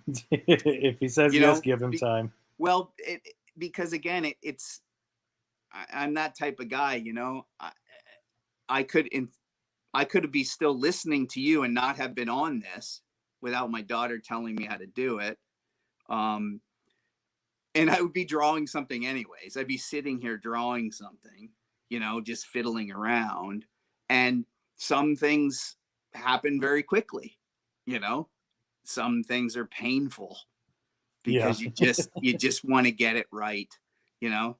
So again, anybody want to reach out? Oh, I see some wow, I see some Nova Scotias, I see some Winnipegs. Holy Yeah. moly, Canadians in the house. they're out there, they really are. Holy moly. Yeah, no, I think Superbird's in Nova Scotia. I think Nitrous Diecast is in Canada. Yeah, it's awesome, man. Who knew, right? Yeah. Well, for those people, for those good Canadians, I'm gonna give away my biggest secret, and that's where I'm from. But the Canadians will understand where I'm from. So all you Canadians out there, I'm from Parry Sound, Ontario. And Derek, you don't know what that means, but to the Canadians, it means a lot because it's the home of Bobby Orr, man. It's the home of Bobby Orr, right? All right. So All right. the Canadians will understand, you know, who Bobby Orr is. So, and they should know that his brother is one of the best butchers in town. So he really makes a good sausage. So they'll be happy to know that. So again, if I can help, reach out to me that way, or if you can't, go, you know, Derek can. I trust Derek with you know, telling me the right people. I should have probably talked to him first before I got involved. But anyways, and get involved with the right people. And yeah, no, it's all right. But anyways, you do what you know. You do what you do. And if you know, if you feel like there's somebody that you know too that you think could use some help, would glad to at least give it a shot. That's all I can say. You know, you give it a shot, and see what happens. Okay. For sure. I know this. I know this good friend of mine right here, 69 Stingray. Yeah, I didn't know that he rural was from Saskatchewan, let alone rural. So, yeah. His brother Willie. His username used to be Tin Lizard. He's also a fellow Canadian. Okay. So okay. yeah. See, Zola knows anybody who knows hockey knows who Bobby Orr is, and right, they should know where Parry Sound is. So, but yeah, for some reason I knew that Stingray was. I thought Stingray was in Saskatchewan. So, you know, sometimes Saskatchewan makes Northern Ontario look like not such a bad deal during the winter. You know what I mean? Yeah, we'll just leave it at that. Right? Yeah, well, I don't want to listen to you. You know, I listened to you the other day. I think it was, you were doing something and you were moaning because it was starting to get hot in Arizona. And I think that day it was still like, you know, in the low 20s, and that's Fahrenheit. And you know, we still have and I saw some of the places got some snow. Anyways, and I just looked at it. Zola asked, where in Pennsylvania am I from? I'm from a little town called Bloomsburg, and Bloomsburg is right where Interstate 80, which goes from, you know, ocean to ocean across the United States, and Interstate 81, which goes north and south, intersect dead right there. Little college. That's where I went to school. Little college town, and 3 hours north of Philly, an hour and so away from Harrisburg. So nice. One of our regular viewers, Andre Cruz, he's in. Well, I know he's from Middleburg. Yeah, Middleburg. So I don't know if Andre's still on here or not, but there's something that I could say to Andre, is that I'm looking forward to going home and having some Middlesworth chips. So, and that's his neck of the woods. He'll know where he's gonna that's about. He's gonna know what's up like right away. Yeah. So, and if he did, I would tell him a quick story that I was helping my buddy. We were doing race cars. We were one of the last guys that actually hand paint stuff, you know, the good old days, right? Where the guy came out with all of his brushes. He used TV guides, believe it or not, to put the paint on. He had hundreds of TV guides stacked in his shop.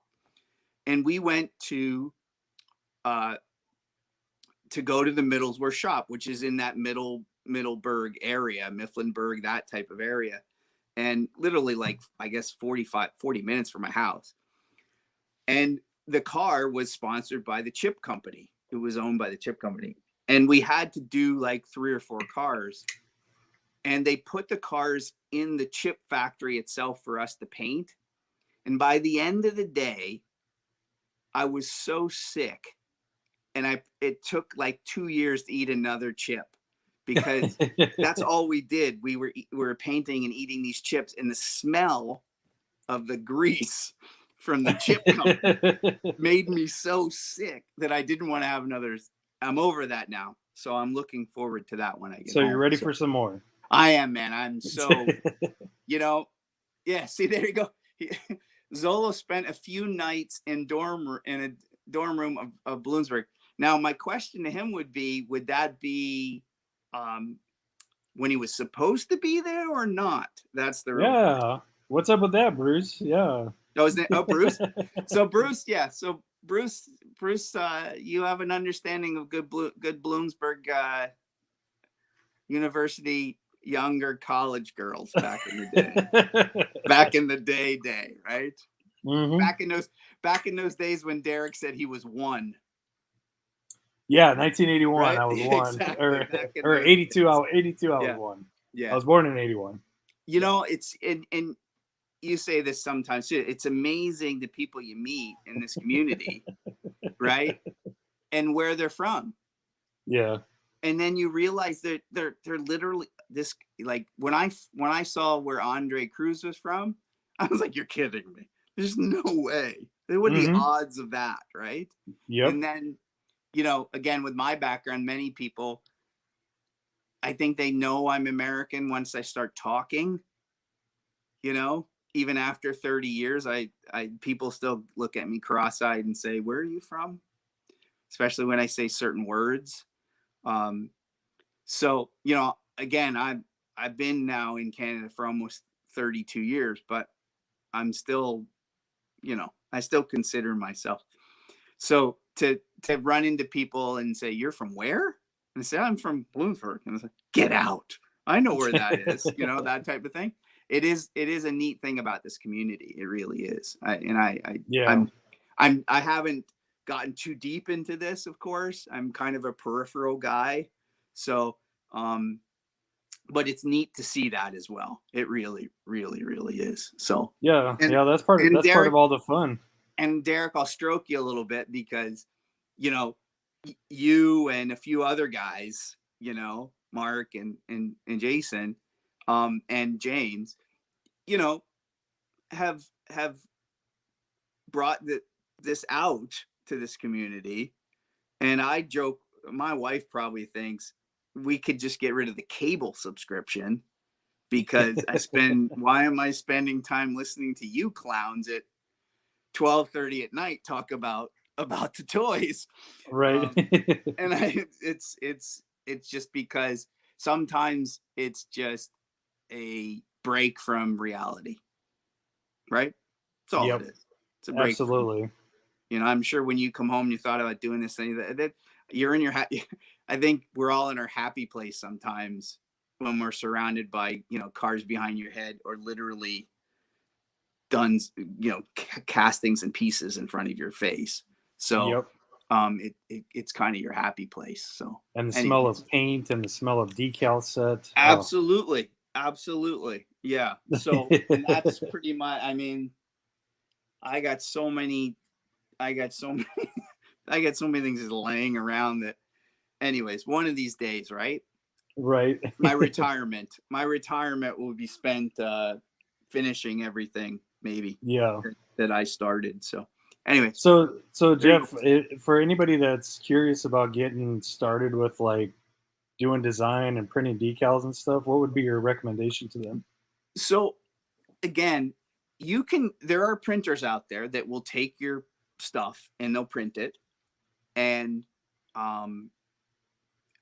but you have to be aware that what you send them quality wise is what you get back. It's the easy way to look at it, right? And listen, again, I'm not a professional designer. I just have 30 years of design experience, right? But I learn every day from somebody, what, shift backslash Y does. And I go, wow, geez, I wish I would have known that 15 years ago, right? Right. But I know that the kicker is if you can get what you're doing, design the best quality, you're always going to return the best thing for yourself, and you're going to be happier with it. Because listen, I know the horror stories of people buying stuff, and there's some great printers out there right now, some guys, right? And that's why I say to people, if you want, I go back to Candy Striper, if you want Candy Stripers, or you want Datsun 510, not, Kaido House liveries, there's 3 or 4 guys out there who do super work. And they're just like me. They're drawing it, right? But if you get it and it comes back fuzzy, that there's a guy somewhere in his basement taking images off the internet, trying to figure out how to make decals and producing things he's unhappy with. So, amen. So take your time and do it right, in a nutshell, is what you're saying. if you can, listen, I understand it's not, you had said, you can make your channel logo, you can, and when I took your channel logo, it wasn't, when you shrink it down there, it's not that great, to be honest with you. That's why, because it's meant for the computer, right? So when I saw it and I brought it into my computer and I tried to do it, there were so many jagged pixeled edges by trying to shrink it that I said, screw that. I'm going to redraw it from scratch. And then that way I know that when I send that to the printer and I send it to this guy cold, he's going to say, wow. Right. And that's, you know what I mean? Yeah. So, you can't even tell either. It looks like you just took the image that I gave you and just rolled with it. It does not look like anything different. And I think that's, some of my old school buddies, including the painting guy story. I told you, they get really, they get ornery because they say, well, anybody now can be a designer because of the computer. And technically, yes, that's exactly the truth. Because if you think that I don't go through the internet and try and find designs and pull things from, then you're certainly not, you don't know how the world works, right? Yep. But you also get people who do exactly what I said. They think they can just pluck, paste, stick, shrink, do, and then they've got it. And unlike me, who, I have a very cheap printer that I use with stickers, and I just print. I might have printed those. I might have printed these, right, for you. The banner, the windshield. Yep. I might have printed 50 of those because I cut them, and then I made sure they close. Are they going to fit just right? Because, and then I thought to myself, well, he's asked me for these, but he hasn't told me exactly what casting and go, because I know, and I'm sure he does, that every effing windshield on these Porsches are not the same. Yeah. Some of them are different. So, when somebody says, can you design something for me? It's like, yeah, but you need to be a bit more specific, because, generic doesn't always fit everything. Right. Absolutely. And when people get one of these from me, they're like, oh my gosh, how come all of the artwork and stuff fits exactly? And I said, because I draw in millimeters.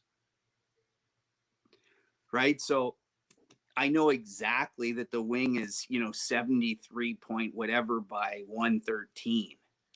Right. So it's dead on. Precision. Right? It's precision. because if you don't, and then imagine me entering the 64th world going, oh my God, this is crazy. Who does stuff in this scale? Who are the clowns that want this stuff, right?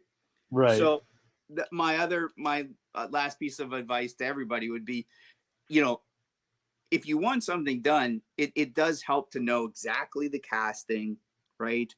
What you're trying to go for. What's the look you're trying to go for, right? Like, I know now enough about you that you read this GT world, right? I'm very foreign to that. So it took me a while to look up a few things to make sure that, like I said about those numbers, like they looked right. Like, is this exactly? And I thought to myself, okay, I'll be a bit of a dick. I said, who puts these square 92s in green with this box on the side of the car, right? Le Mans cars. Exactly. So you know, like I said, the old school sprint car guy. I mean, you can imagine when the first guy decided, instead of putting the number on the wing at the back, he put it at the front, and everybody thought, who does that? Right. That's stupid, right? Well, you know, innovation and design is somebody stepping out, doing something a little bit different, and then people coming to grips with it. Actually, it looks pretty cool, right? So absolutely. You showed me that when you put that post up of that martini, your grail. Yeah. My mind was like, like, oh, I could do something really cool with that. That'd be really funky. You know, what if we, you know, what if we put it on this casting? What if we did something different with that? You know, so, yeah, I thought about that, and so the first thing I did was, I pulled out, this guy, right? Oh yeah. And I was like, okay, well, maybe, so now we'll use, and I thought, well, I can't use that because this thing's completely different. It's not to scale.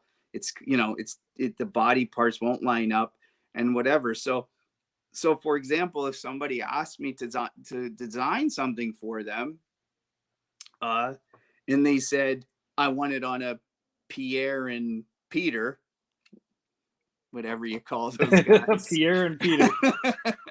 Timothy and Pierre. Yeah, close. Exactly. You know what close. Anyways, that I would be like, I can't do that for you because I don't have the casting.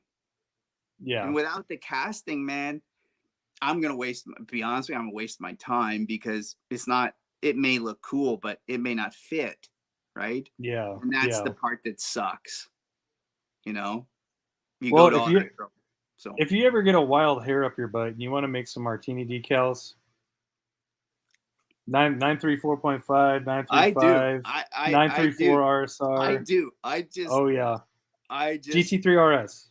I just listened to the stream you did last week and started laughing because you guys were throwing so many numbers around that I was literally like talking to the television, like don't they know? What is this? Some of us don't know what 9.356.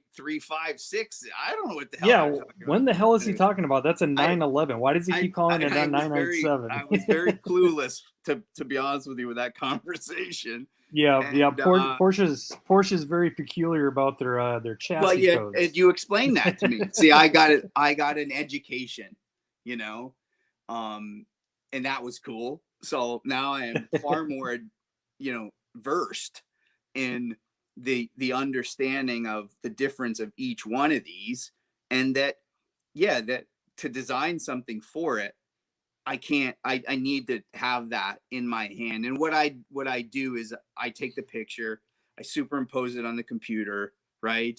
So the casting's there. I bring it into the exact scale by millimeters. I take my, calipers. I make sure that it's as, close as I possibly can. And then I just start going nuts and see what comes out. And then, I'm that type of guy that probably does 5 or 6 examples and throws 4 of them in the garbage. because he just Right. he can't come to grips with that I like it. So It's got to be imagine, just how right. do I know if he's, I don't know if Derek's going to like it, but Jeff doesn't like it. So if Jeff doesn't like it, I'm not going to send it to him. So having, again, the last bit of advice would probably be making sure that people know cast specific is important. It really is. And, in today's world, you can almost do everything. Like, I have a couple of projects that I haven't been able to do because, the new thing is fluorescent. Everybody wants to have like this car was one of the first. This is fluorescent orange, and It's beautiful. Yeah. Now they haven't made it. Beautiful. They haven't made a printer that can do that. So you end up using vinyl, right?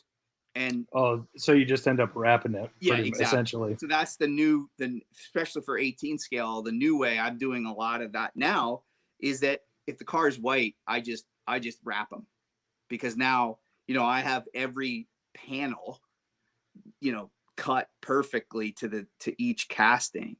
So if I wrap it, somebody said, well, the hood's carbon fiber. That's no problem. Yeah, I'm gonna wrap the car in carbon fiber. Yep, you can get carbon fiber wrap. Yep, exactly. No problem. Now, no problem. Not so easy for Hot Wheels. Yeah. And you know what's funny? I tried that a while ago. I actually have a pretty big order going into my wrap guy, and I put a few things on the bottom of it just to see what the heck would happen. And it was not a fun experience, man. I peeled that thing back maybe 100 times to get it, and then the heat gun, and eventually I said, this doesn't make any sense, right? For this scale, it doesn't make any sense whatsoever. And I bailed on it. So anyways, if you anybody want to ask any questions before I stop blowing my wind?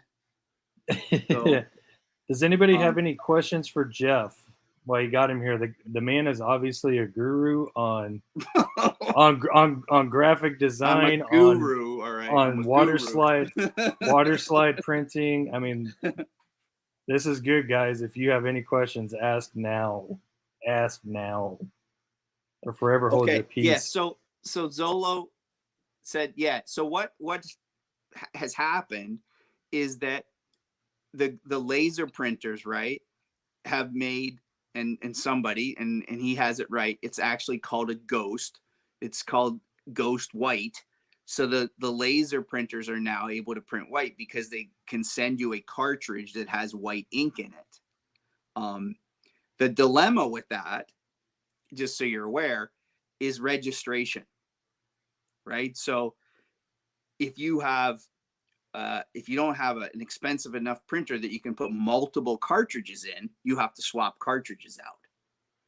So you have to make sure you got a really good ability to dial in your printer, because the worst thing, and take it from me, back in the day when I had to do multiple passes, old school model decals used to come with one sheet that was white, that the silk screener did, and then the next one had the color, so you had to put the white one down and then the color on top, so you had an opaque decal. So if you print it on a laser and you don't get the registration right, you're going to be very frustrated because nothing's going to line up. So the bigger printers, like my guys, are able to make passes at the same time, and the printer doesn't spit the page out, it keeps the page in. See, that was the advantage, Derek, of the old days of this Alps. It kept the paper in, but if you wanted to print an 8x10 sheet, it could take an hour and a half by the time it was done, because it would suck it in, it'd print the black, it'd suck it out, it'd take 15 minutes to print the red, it'd suck it back in and print the yellow, and then and then if it ever screwed up, which it did, and the reason why nobody uses them anymore is the machine started to break, and they were coming from Japan and no one could fix them, and guys were hoarding them, and they were only hoarding them for one reason. The decal guys were hoarding them. They weren't being used for anything else, and the cost of the cartridges went sky high. And then HP and people like that started to make these lasers in which you could plug in a white toner. And that's what Zola was talking about. Thank you. I appreciate that. Because you can go through a lot of decal sheets that end up in the garbage. I bet. And you know, maybe 15 years ago when they were only 99 cents a piece, it wasn't such a big deal. They're a little bit more expensive now. And the other thing you got to remember is you got to have good decal paper. If it's, and when you use these, I don't know if you tested the other ones or not. Not yet. But these babies are super thin, man. These are super thin. So with a little bit of, you know, microsol, they'll dissolve pretty well. And it won't take you 5 shots of clear to bury the sucker, which is what I really, you know, I'm not a big, I don't layer my clear like a ton of it on there, because these decals will vanish. You know, when somebody shows me a custom, and now obviously I look at it with a different eye, right? And I'm like, oh, that's nice. And then I'm like, yeah, okay. And then I don't say anything to anybody, but I look at it, I said, well, I can tell that's pixelated, and I can tell that decal paper is really thick because they had to, you know, put like 3-4 microns of clear over top of it to bury the sucker. Been there, done that. Yeah, right. So okay, so Zolo seems to know. He's got he's got a cannon which can be tricked into. Yeah. So literally, what you're doing, right, guys, is you're fooling the computer. The computer thinks it has a cartridge in it that's black, and you put a white one in there, and so you're fooling it. You're saying, but now you need to be able to make sure you can separate the artwork, so that you're telling the printer, because not everything would be printed white unless you're just doing a big bypass of white underneath, right? Now, the guys that do my stuff, sometimes you get some decal prints, and guys can chime on this, where you see the white it's on the outside. So that was printed in a reverse method. So when you saw my decals the first time, and I remember you asking the computer, I don't know if this is white toner or not, because you couldn't tell, because the white's printed first, not last, like some of the other decal producers. So when you buy something from a couple other guys and you see that the white's on the top, that just means the printing process was happened and done in reverse. So the white was actually printed last, as where my stuff, the white gets printed first. And I don't know if that helps with opacity, which my stuff is pretty good with it. I mean, you're not going to see anything bleed through. So, and sometimes I even, if I just want to kill it, like if I have a couple of cards that are fluorescent red, and I printed second pass of the white, put the white layer down first, just to make sure. For all those guys, I'm a big Richard Petty fan who have built Richard Petty cars over the years and have struggled with fluorescent red and white decals, and, you know, did their whole model, and then, oh my God, my pink decals, because the white just can't cover that fluorescent color. So, you know, opacity is a big deal as well. So, and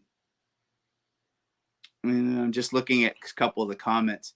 Yeah. So Old Man Dyson, yeah, if you come across people and you'll see the top and there'll be a square, like when you buy a professional, there'll be a square or a circle at the top. And that means that's the registration marks. That's how they line things up. My printer doesn't need that, because it does it internally with the computer and the printer, which is great. So then I know whatever I draw with multiple layers on it of color, I know it's always going to be dead on. You're never going to see, like if you have a circle with a black line around it, it's going to be dead on top of the white. It's not going to be a millimeter to the left or a millimeter to the right, which is great. You pay for it, but that's just the way it is. Anyway, so I appreciate some of the. I was just reading some of the comments. So it's to be lucky at how put the paper. Yeah. Pete said that. Yeah. because you know how many times you put your paper in your printer and you just assume that the printer is going to suck it in and it's going to be straight. That's a bad assumption when you're printing decals, because 9 times out of 10 that dumb thing sucks the paper in, right? And it's offline, and it comes out, it spits it out. You're like, oh my gosh, what am I going to do? I saw Pete. Yeah. So, and Pete's right. I mean, the prices are coming down, but $5,000 is yes, those were, I think the guy that does, one of the guys that does the stuff that was sent to you, Derek, I think originally, I think that machine cost him $20K. Wow. And that's I know insane. he's been doing it for a long time, right? But you know, he was kind of like, I've got to print 1 million of these things, you know, to break even, and then hope nothing busts, you know. And then ink prices, of course, like everything else in this world, have gone up as well. So yeah, so hey Jeff, do you have any tutorials available anywhere? I don't, and you know what? I'm a bad human being, I guess, because because I'm bad with that, man. And listen, I'm the first guy to say I'm willing. I like to help people, you know, if I can, but I'm not. I spent 20 years being a tennis professional. I don't want to teach anybody anything. I barely can. Hey, that's your choice. That's your choice. I can barely teach myself something anymore. So, you know, the thing is, design is, especially if for me, I'm very specific. Like if you said, can you draw me something on Photoshop to do this? And I said, no, I don't even know how to do that. Like I am so specific, right, into knowing how to draw race car graphics and graphics that I probably know 5% of what Illustrator can give me, because I'm solely focused on that. I don't do anything else other than that. I draw a couple of, you know, I'm nice. I make my wife's Christmas cards and her birthday cards and stuff like that. But I am like, I'm probably really dumb on other stuff. Like honestly. So, but if you say to me, you know, you got 10 minutes to draw, you know, Old Man Diecast new logo, I'm up for that. That's a challenge. And I know I can crank out a few funky things, but that's because that's my jive, right? You know, that's my gig. And if you asked me to venture in another direction, I probably would fail miserably. So I'm very happy with that. I'm very happy with that. So, and you know, even in my customizing, I have found myself lately, you know, being drawn to taking what is there in front of me and modifying it. Yet why do I still have like 200 cars that have just come out of the stripper? I don't know why, you know, but I sit here in front of like those 4 or 5 cars I just showed you, and these are so cool to do because, you know, you can really do a lot with what they sent you.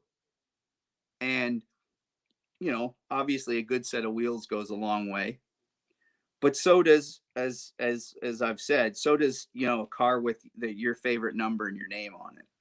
Exactly. Right. I mean, that's really that's the best part of that exactly. I think. So if anybody wants to hit me up and wants to have their names on their cars, that's easy. That's there you go. There you go. Anyway, man, this was a lot of fun. I really appreciate it. This was something when you reached out to me, I said to my wife, she looked at me like, what? And then my daughter laughed at me, of course. And she said, you'll screw it up. You'll definitely screw it up. You did just fine. You did and more then they than all just went to fine. bed. Then they all went to bed, right, and left me here in my office alone to yak away. So Yeah. anyway. Well, no, you did great, and you dropped so much knowledge. It's just this is going to provide to be a great tool for a lot of people. Just hearing your experience and your drive and your passion for this. So thanks for sharing You're with us all, again. Jeff. It's one of those things, man, and I will give the diecast community and obviously my son props, because 3 or 4 years ago I was just I still had this business where I was making these replicas, but I was maybe only doing a dozen a year. I was still drawing the artwork, so that kept me involved, but I had no interest, in collecting. The collecting bug was gone, right? Yeah. And now I unfortunately have it, and I got to do something about it. So maybe one way to do it is I don't know about you, but and anybody else would think of this idea, but I just thought, when I go to my shop and I see the bags of cars, and guys have talked about it, about minimizing. And when you showed me that Pete and Peter car, that it was your holy grail thing, I thought. Pete and Peter. I thought, yeah, that's for 20, 30 years of collecting, that's who I was, right? I collected one thing. I collected every scale, but one thing, and that's it. I didn't even allow myself to venture in a different direction because I knew it could be a trap, Yep. right? Rabbit hole. Yeah, exactly. So I would come in from hunting or something and with this bag, and my wife would say, "Oh, what'd you get?" And she'd say, "Oh, you got more," or that type of thing. And I would politely point to my shelf in the my office, saying, "Well, if I took this car today and I put it on eBay, it's worth $250. So that allows me to go out and buy 250 Easy. main lines. How about that?" So it was Easy. I thought it was a fair trade, right? So that's what I pull for all you guys out there.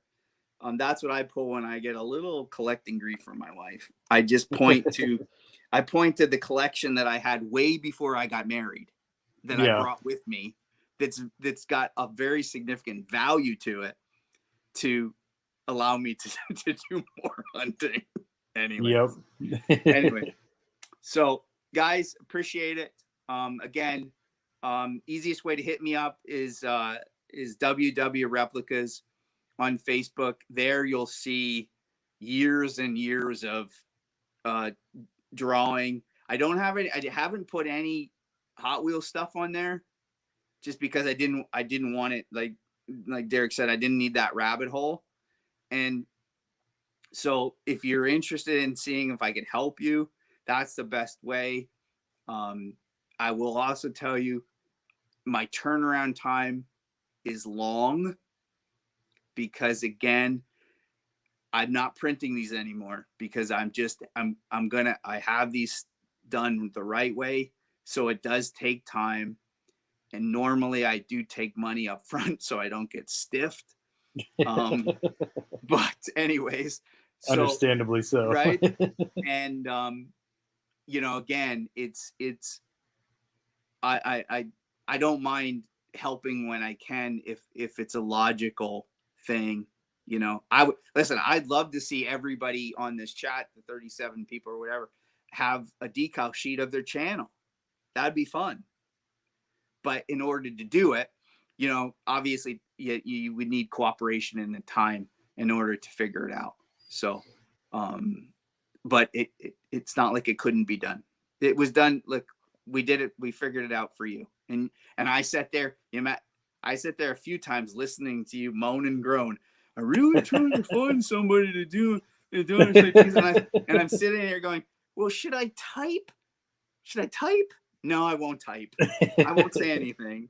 And then I was like, well, I'm not going to say anything because he doesn't know that these magical things are on their way through the postman and will show up. And I won't say anything to him. And maybe that will be the best part about the whole thing. Well, that was a hell of a surprise. Hell of a surprise, Jeff. Man, I appreciate it. Yeah. So Ferris asked if I'm on your Facebook group. I am. Yeah. But I don't know if I'm on there with me as in my real name, or my replicas. But if you go to just WWReplicas, you'll find me. And like I said, you can peruse, 10 years of insanity of all these decal sheets that I've drawn. And there you will also see some of the replicas that I've built over the years, that I kind of made my name out of, but again, happy to help if I can. I enjoyed listening to everybody's comments up on the old screen. It's neat to be. It's weird to be. It's weird to be. It's just weird to be. Because I'm sure all the guys are the same way. Like you just listen to you guys and you hear people talk and you enjoy it, and then you think, oh, what if I was on that thing? That'd be weird. Yeah, why not?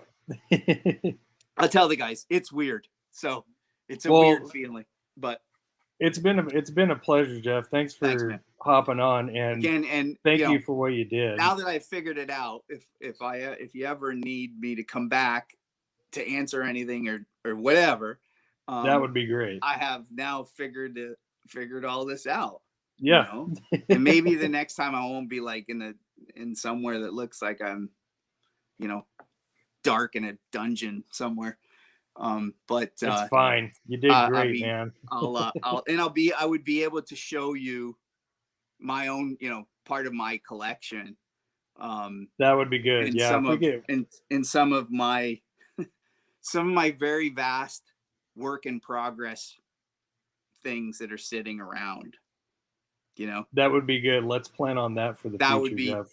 110%. I would enjoy that because people could tell me how to finish them, which would be great. I need that help. Anyways, guys, it's been a pleasure. It's been a pleasure, Derek. It's great. It was great meeting you. Instead of just typing back and forth, I hate that. Absolutely. Part. Yeah, me too. And to all you crazy clowns who are still watching, I may watch a little longer too, and then go to bed. Yeah, I'm going to bring on another fellow Canadian. Yeah. Tonight is Canadian night for the Honest Diecast live stream. Okay, so we're going to bring on Superbird. Oh, I'll bug him then about the weather. Right. Because if he's from out west, then it's all his fault because that's where it comes from. So boom, blame him. I'm gonna blame him for the snowstorm that evidently is supposed to come or something. So anyway, yeah. Good night to everybody. Again, appreciate it, Derek. Enjoyed it. And again, I'll say it to everybody. I'm very happy to help. Just be understanding of the process, and if I can, I will, and if I can't, I can't. Fair? Loud and clear. Thanks, man. Well, thanks, Jeff. You have a good night, okay, bud? Thank you so much for coming on. Go Blue Jays. Go Blue Jays. Win the World Series, man. That's what they say. There we go. See you guys. All right, man. Take care. Bye. How friggin' awesome was that, guys? Friggin' Jeff, WWReplicas, absolute guru of graphics,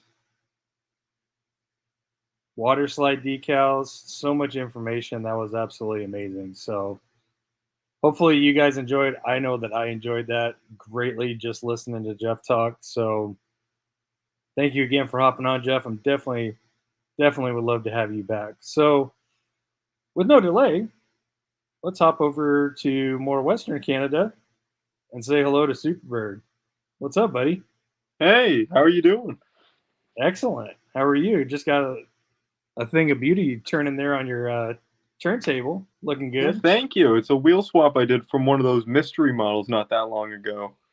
Nice. That looks good. Thank you. Let's see here. Yeah. Here's the body that I took it off of. That thing, right? Yeah. Put those wheels to good use, huh? Yeah, I decided to put the wheels. So what did you think of Jeff's portion of the live stream, man? What a epic tank of knowledge. It really was. It was really interesting and quite impressive how the time and effort that gets put into making these decals. And it really makes a person appreciate the work that gets put into it. Absolutely. Absolutely. Yeah, people think it's just about getting the right paper in the printer, but there's so much more to it. And yeah, I can attest to it. These decals that Jeff sent were just out. They're absolutely perfect. Man, they sure are. Yeah. So how are you doing up in the Great White North? Oh, I'm hanging in there. We're supposed to get another blizzard because Canada stuff. And supposedly 30 centimeters, so possibly no school. Jeez Louise, man. Yeah. Yeah, blizzards for you guys are like showers for anybody else. It's true. Yeah. So thanks for staying up so late and hopping on. Yeah, no problem. Figured I'd stay. It might not be for very long, so I'll apologize for that. Yeah, we'll probably tap out here pretty soon. But yeah, it's been a great live stream. So what else? Oh, that looks familiar. That does look familiar. Did you find that one? No, I got a buddy who hooked me up with it. He hooks me up with a few loose ones, and I had to have a little talk with him about the looseness of them. Very nice. Yeah, I'll tell you what, man. I was so excited to friggin' find that. This is like that's the bee's knees for supers for me. And it's funny. I played that YouTube video because I know that a lot of people don't appreciate this for what this is, but I'm telling you, anybody who doesn't know, the 3.0 CSL is like legendary race car. So I gotta be honest, I didn't know all that much of the history of the car until I saw the video here tonight. I just liked the car when it first came out and thought it was really sweet looking. And that's impressive that you remember the exact case and exact year that it came out. Here's the thing, like I can remember some of the very first cases when I started collecting, like in 2014, and then it's a blur from like 2019 on.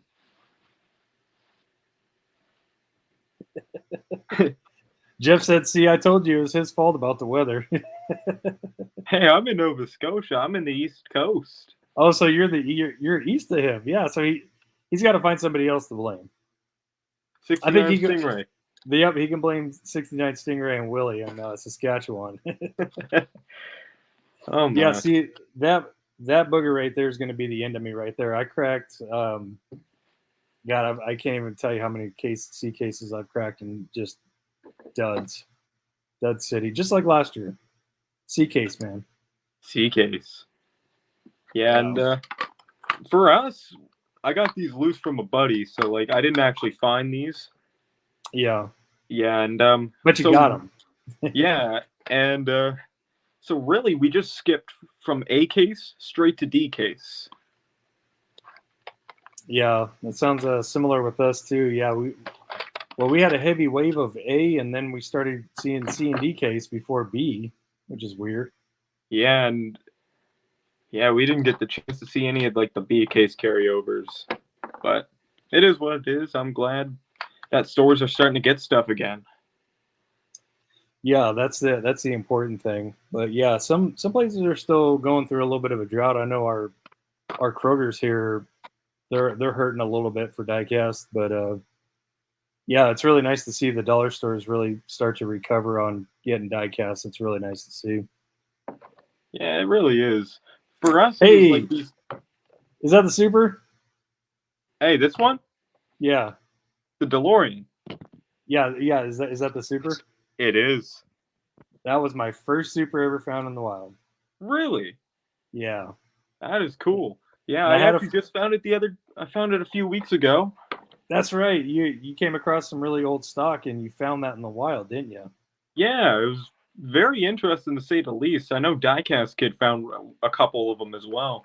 How friggin' crazy is that to see friggin' 2019 cases still in circulation?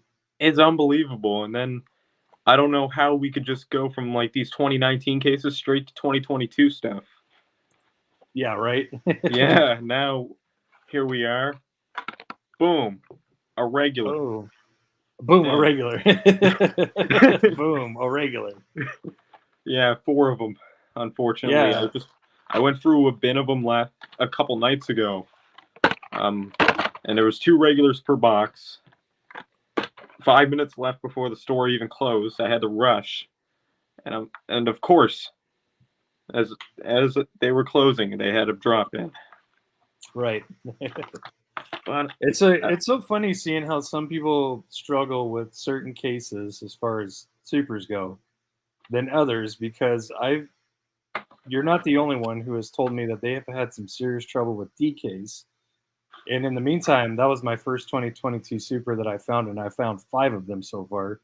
But it seems like everybody and their mom is finding the C case Dodge van, and I can't buy a loaded case of that thing. It's just funny how the distribution is different in places as far as supers goes. yeah, and it seems like no case is like me, but it is what it is. I'm glad to be part of just the words just went through my head. Now they're gone. Yep. Sorry. Just very sorry.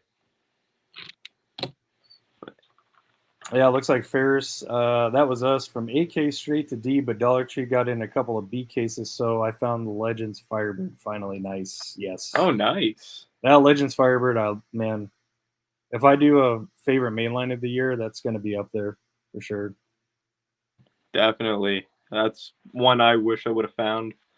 And, man, I saw the custom that you did for Jay's pink slips, and that looked really cool.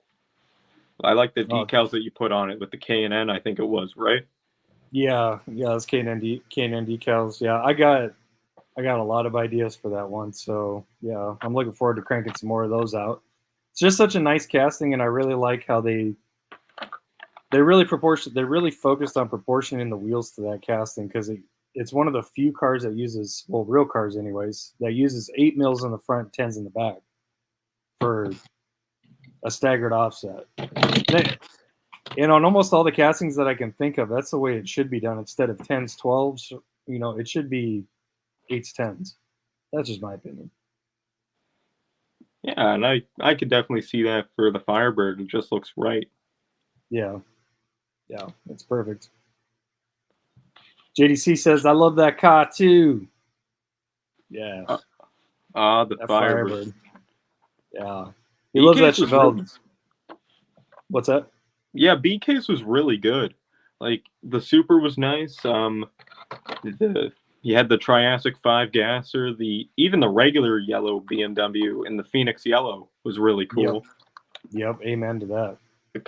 The Cosworth.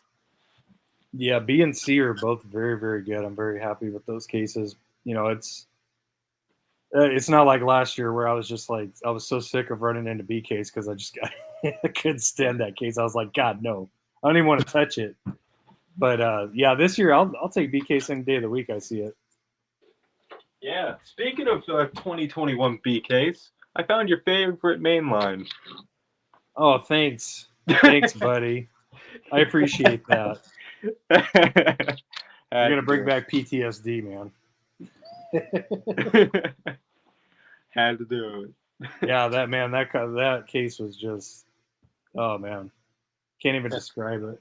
I didn't the vet that I found, I didn't even find in a B case. I found it in the C case. I remember that. That was really interesting, and that actually happened to me a few years ago. Yeah, what did you find? The GT40 in a C case shipper. Ah, there you go. Yeah, before that vet, I had gotten to the Easter shippers in 2020, which was D case. So I was keeping my eye out for the Porsche 918 Spider. That's where I found my Jeep. My C case Jeep was in a D case Easter shipper. So, It happens. That's why we always tell you guys check your cases for previous supers. That's true. And I've heard of some of my buddies finding other ones like that as well. With I think one of them found the actually it wasn't that long ago. I think he found the F1 in a P case. Really? Yeah. Wow. Yeah, see, it happens, guys. It happens. Does happen. So, what are you looking forward to coming out? Coming out soon. What do you got your eyes on? Oh, I got my eyes on the super of this. Oh, the C8 Super in Yeah. Ike's. Yeah. Very a lot of people clean find super. them. Yeah, a lot of people finding that one. I tell you what, man, I have not had that much luck with Ike's. That's for sure. I hope that changes for you soon, and I know, Will, you're the super guru. I don't know if I'd call myself that, but I do enjoy collecting supers. There's a lot of people that find way more supers than I do, but I do enjoy them. Wait. Oh yeah. The Miura. Have you seen that one? The Lamborghini Miura, is that coming out in a mainline? It's coming out as a super. Oh yeah. I saw the leak of that. That looks good. I like that. That was one I've heard rumors of for years coming out in the main line for Hot Wheels, and finally, and for it to come out as a super, that's another one to keep an eye out for. As well as the 81 Camaro, which looks stellar in that green. Antifreeze, yep. I'm super excited to see an antifreeze super. I like that because usually we see that color in RLC. But yeah, I'm excited for that. I know Pete's gonna be looking for that one too. Oh, you know it. If it's got a bow tie on it, he's gonna be after it. WWReplicas, I have 4 of those legends sitting here ready for some cool ideas. Jeff, which one are you talking about? We just talked about a lot of cars in like 2 minutes. Red Room Diecast, the Dolores have new stuff now, but not every store. Yeah, we don't have Dolores here, unfortunately. I gotta be honest with Dollarama. You're not missing too much. We don't get any exclusives or anything. It's just the blatant drops, but you can still find some cool stuffs. Like I found a couple of these guys, the Twin Mills. Nice. Ah, there we go, JDC. JDC, he actually found one. I found one today for the first time, the Legends Trans Am, man. Nice. That casting is sick, ain't it?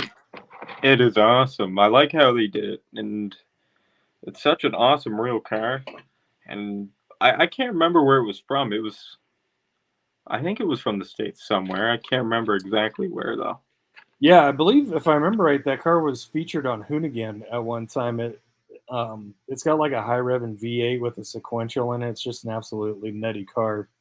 And then, of course, obviously it won Legends and got itself made into a Hot Wheels mainline. So yeah, pretty awesome. Very clean car, and especially Trans Ams. Oh, hold on, yeah. I got one. Blackwall. Oh, look at that. There we go. Look at that. Thrift stores can hold some mean pieces. Yeah. That's awesome. What year is that from? This is from the early 80s, like 1980 to 82. Nice. And I think this is the first generation of Ultra Hots, if I remember right.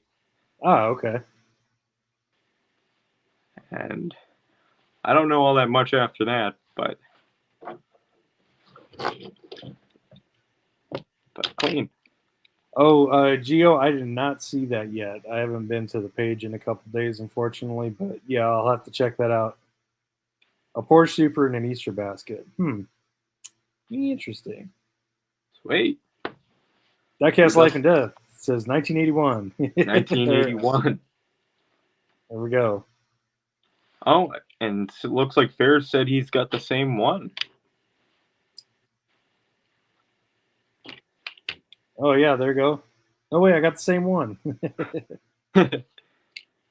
Yeah, you can't go wrong with the Firebirds, and, you know, it's just such a timeless car. That's pretty cool, though.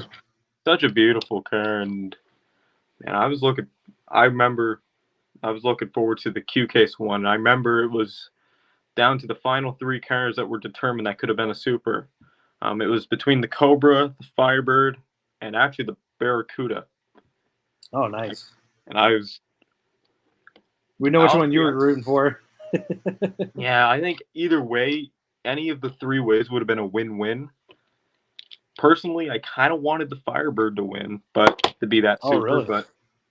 But I am more than happy with this Cobra that one also being one of my favorite castings. Yeah, very nice indeed. Diecast Life and Death said they actually came in the gold chrome version as well. Very nice. Gold chrome, and then yeah, there's the silver chrome as well. But oh yeah, I know what one he's talking about. The gold chrome with the blue bird on the hood. Yeah, I think so. Yeah, blue and gold chrome Hotbirds. Yeah. Yeah, I love that Hotbird casting. I'm glad they came out with that. Thing's sick. I like it too. Yeah. Yeah.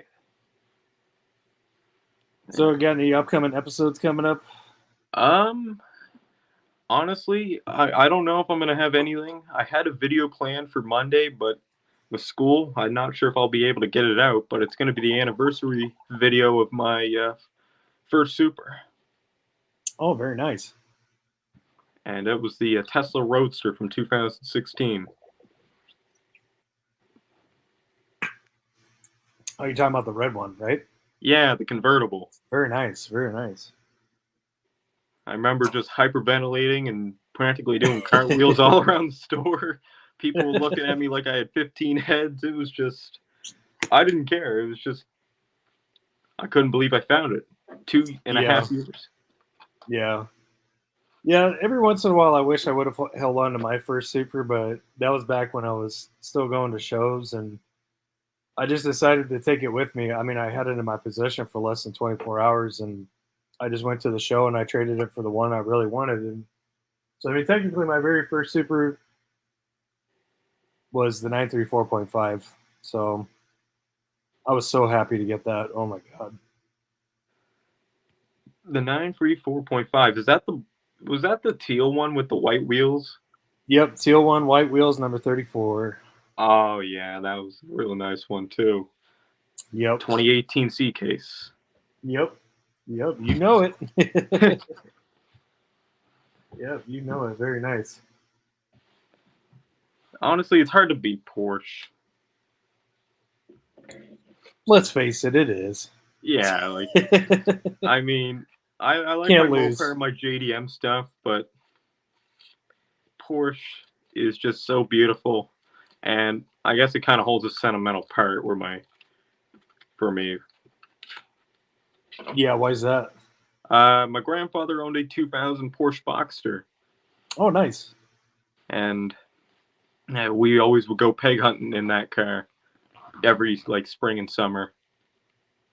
Yep, that definitely classifies as sentimental for sure. So, yeah. And that's kind of why that I've been after that green Porsche from Matchbox for Mix 2. The green Porsche, which one is that one? Technically it's a Porsche 911 Cabriolet, but it's coming in green. Oh, okay. Yeah, and I think it's... Do you remember seeing a leak on a red GT3 RS that was supposed to be coming out with Matchbox? Because I remember seeing that, but I haven't seen nothing as far as that goes. I thought so too, but I haven't seen anything about it. I think it was part of the German one, right? No, I mean, I haven't seen anything German-wise. I haven't seen anything multi-pack-wise. I haven't seen anything on that car. Yeah, the only Matchbox sets I've seen was the Dodge set, and we only saw the Charger. Oh, Oh, Jeff is hilarious. Just that it's hard to beat a 911, 933, 953, 9234 GT2. oh my. He ain't lying. It's hard to Porsche is definitely one of the trickier ones to really nail down the chassis codes and everything on. It's just, especially when they went 996, 997, and then all of a sudden they went back 991, and now we're on 992. So it's like, it's like what? Yeah, yeah. It's I think I was able to pick it up a little easier because I used to be a really big Honda head, and Honda heads, they do the same thing. They go by chassis code, EG6, EJ6, DC2, DC5, EM1. That's just Honda speaks. It's just, yeah. Honda is awesome. It is. I miss it sometimes, but yeah. Yeah, I kind of like the EK9s. Yeah, EK9s for sure. Yeah. And actually, I was about an hour away. My dad had to grab bike parts yesterday. The guy he was buying it from had an Acura Integra in his garage with 1,200 horsepower. Nice. Yeah, he had the thing turbocharged. Yeah, had the engine out of the car. Boosted through the moon. Boosted indeed. I love Acura. Yeah. Speaking of, there's perfect timing right there. That beautiful new DC2. And that metallic green. Very, very nice. I remember Acura had a green that was almost black. And it was a very common color on the Acura Legend. And my grandfather owned a couple Acura Legends, and that was the green pretty much on it. From a distance, it looked black, but it was a beautiful metallic green. Yeah. Yeah, that's kind of what I get on that one too. It's a very nice green, and then you look at it up close, and it's just, yeah, it's immaculate. Jeff is asking, Superbird, did it have a plow on it, referring to that 1,200 horsepower Integra? Jeff being ruthless. It's all good. Gio says Acura RSX are my fave. Yeah, DC5. We actually had one. We had an 05. I think it was either an 05 or an 06 Type S. But yeah, we ended up trading that in. It was a good car. It was fun. I never had the chance to be a driving Acura. What's that like being in an Acura? It's nice. I mean, it just depends on what you require. I mean, if you want something bigger and roomier, and you want a Honda, you better get a Pilot. But those newer Accords, those the 2.0 Touring and Turbo one or whatever, I can't remember, but those ones are actually really nice. They're really high quality. GOGT, do they even have an Acura RSX Hot Wheel? No, they don't. They do not. That would be really nice to see them come out with an RSX. Yeah, I'd like to see some more Acuras. Like, I would like to see the Acura TLX or the Acura TL. Yeah. Yeah, or even the old TSX. Yeah, that'd be kind of cool. Or or even the 3.2 CL and TL Type S. That'd be cool. Yeah, I could see that for sure. Jeff saying, sorry, it's late. Yeah, it's getting late here too. It's almost 2:30. Yeah, we'll probably wrap it up here in a few minutes. Gio says, I like the new Kias like K5. Those are sweet looking. K5? Yeah, I'm not sure on that one.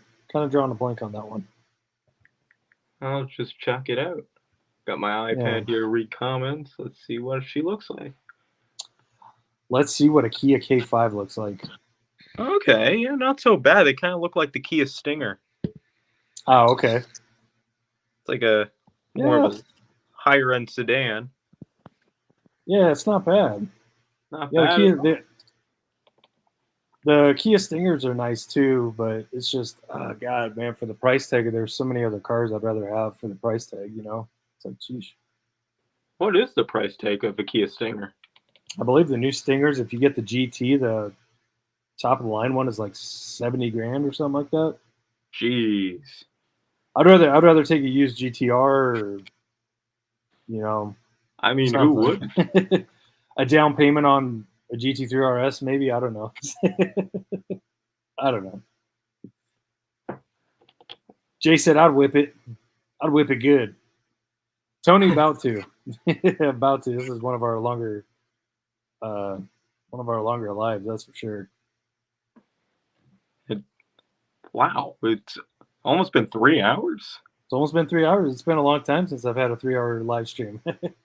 It's nice though. It goes by quick, especially when you got guests on. So yeah, time goes by fast when you're having fun. Absolutely.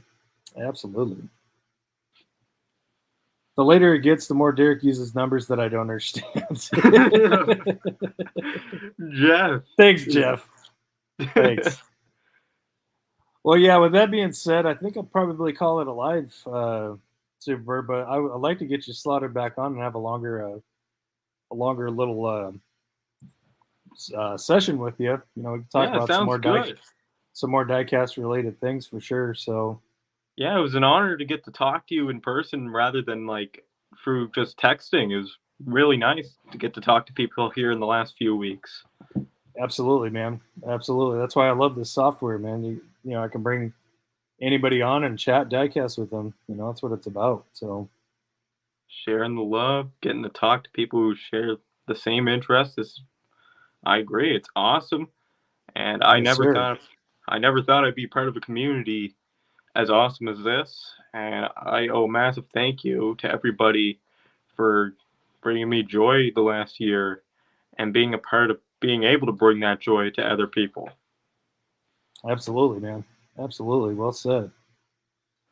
Well, thanks for coming on, Super. Like I said, I'll get you in for another slot on an upcoming live, and yeah, we'll really dig into diecast. I really enjoy your channel, and I enjoy a lot of the stuff you talk about is very, very important. So I appreciate you and what you bring to the community.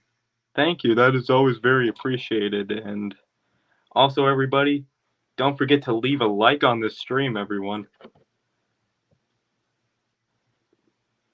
Thank yeah.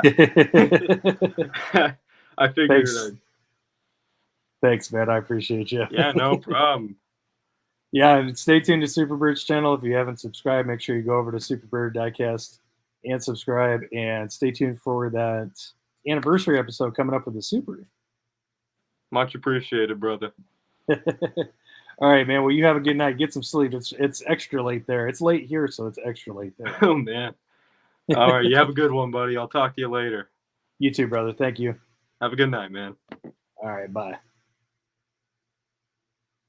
All right. Thanks, Superbird, for tuning in. Thank you, Jeff, for coming on as well. Both of you guys, very awesome talking to you guys. I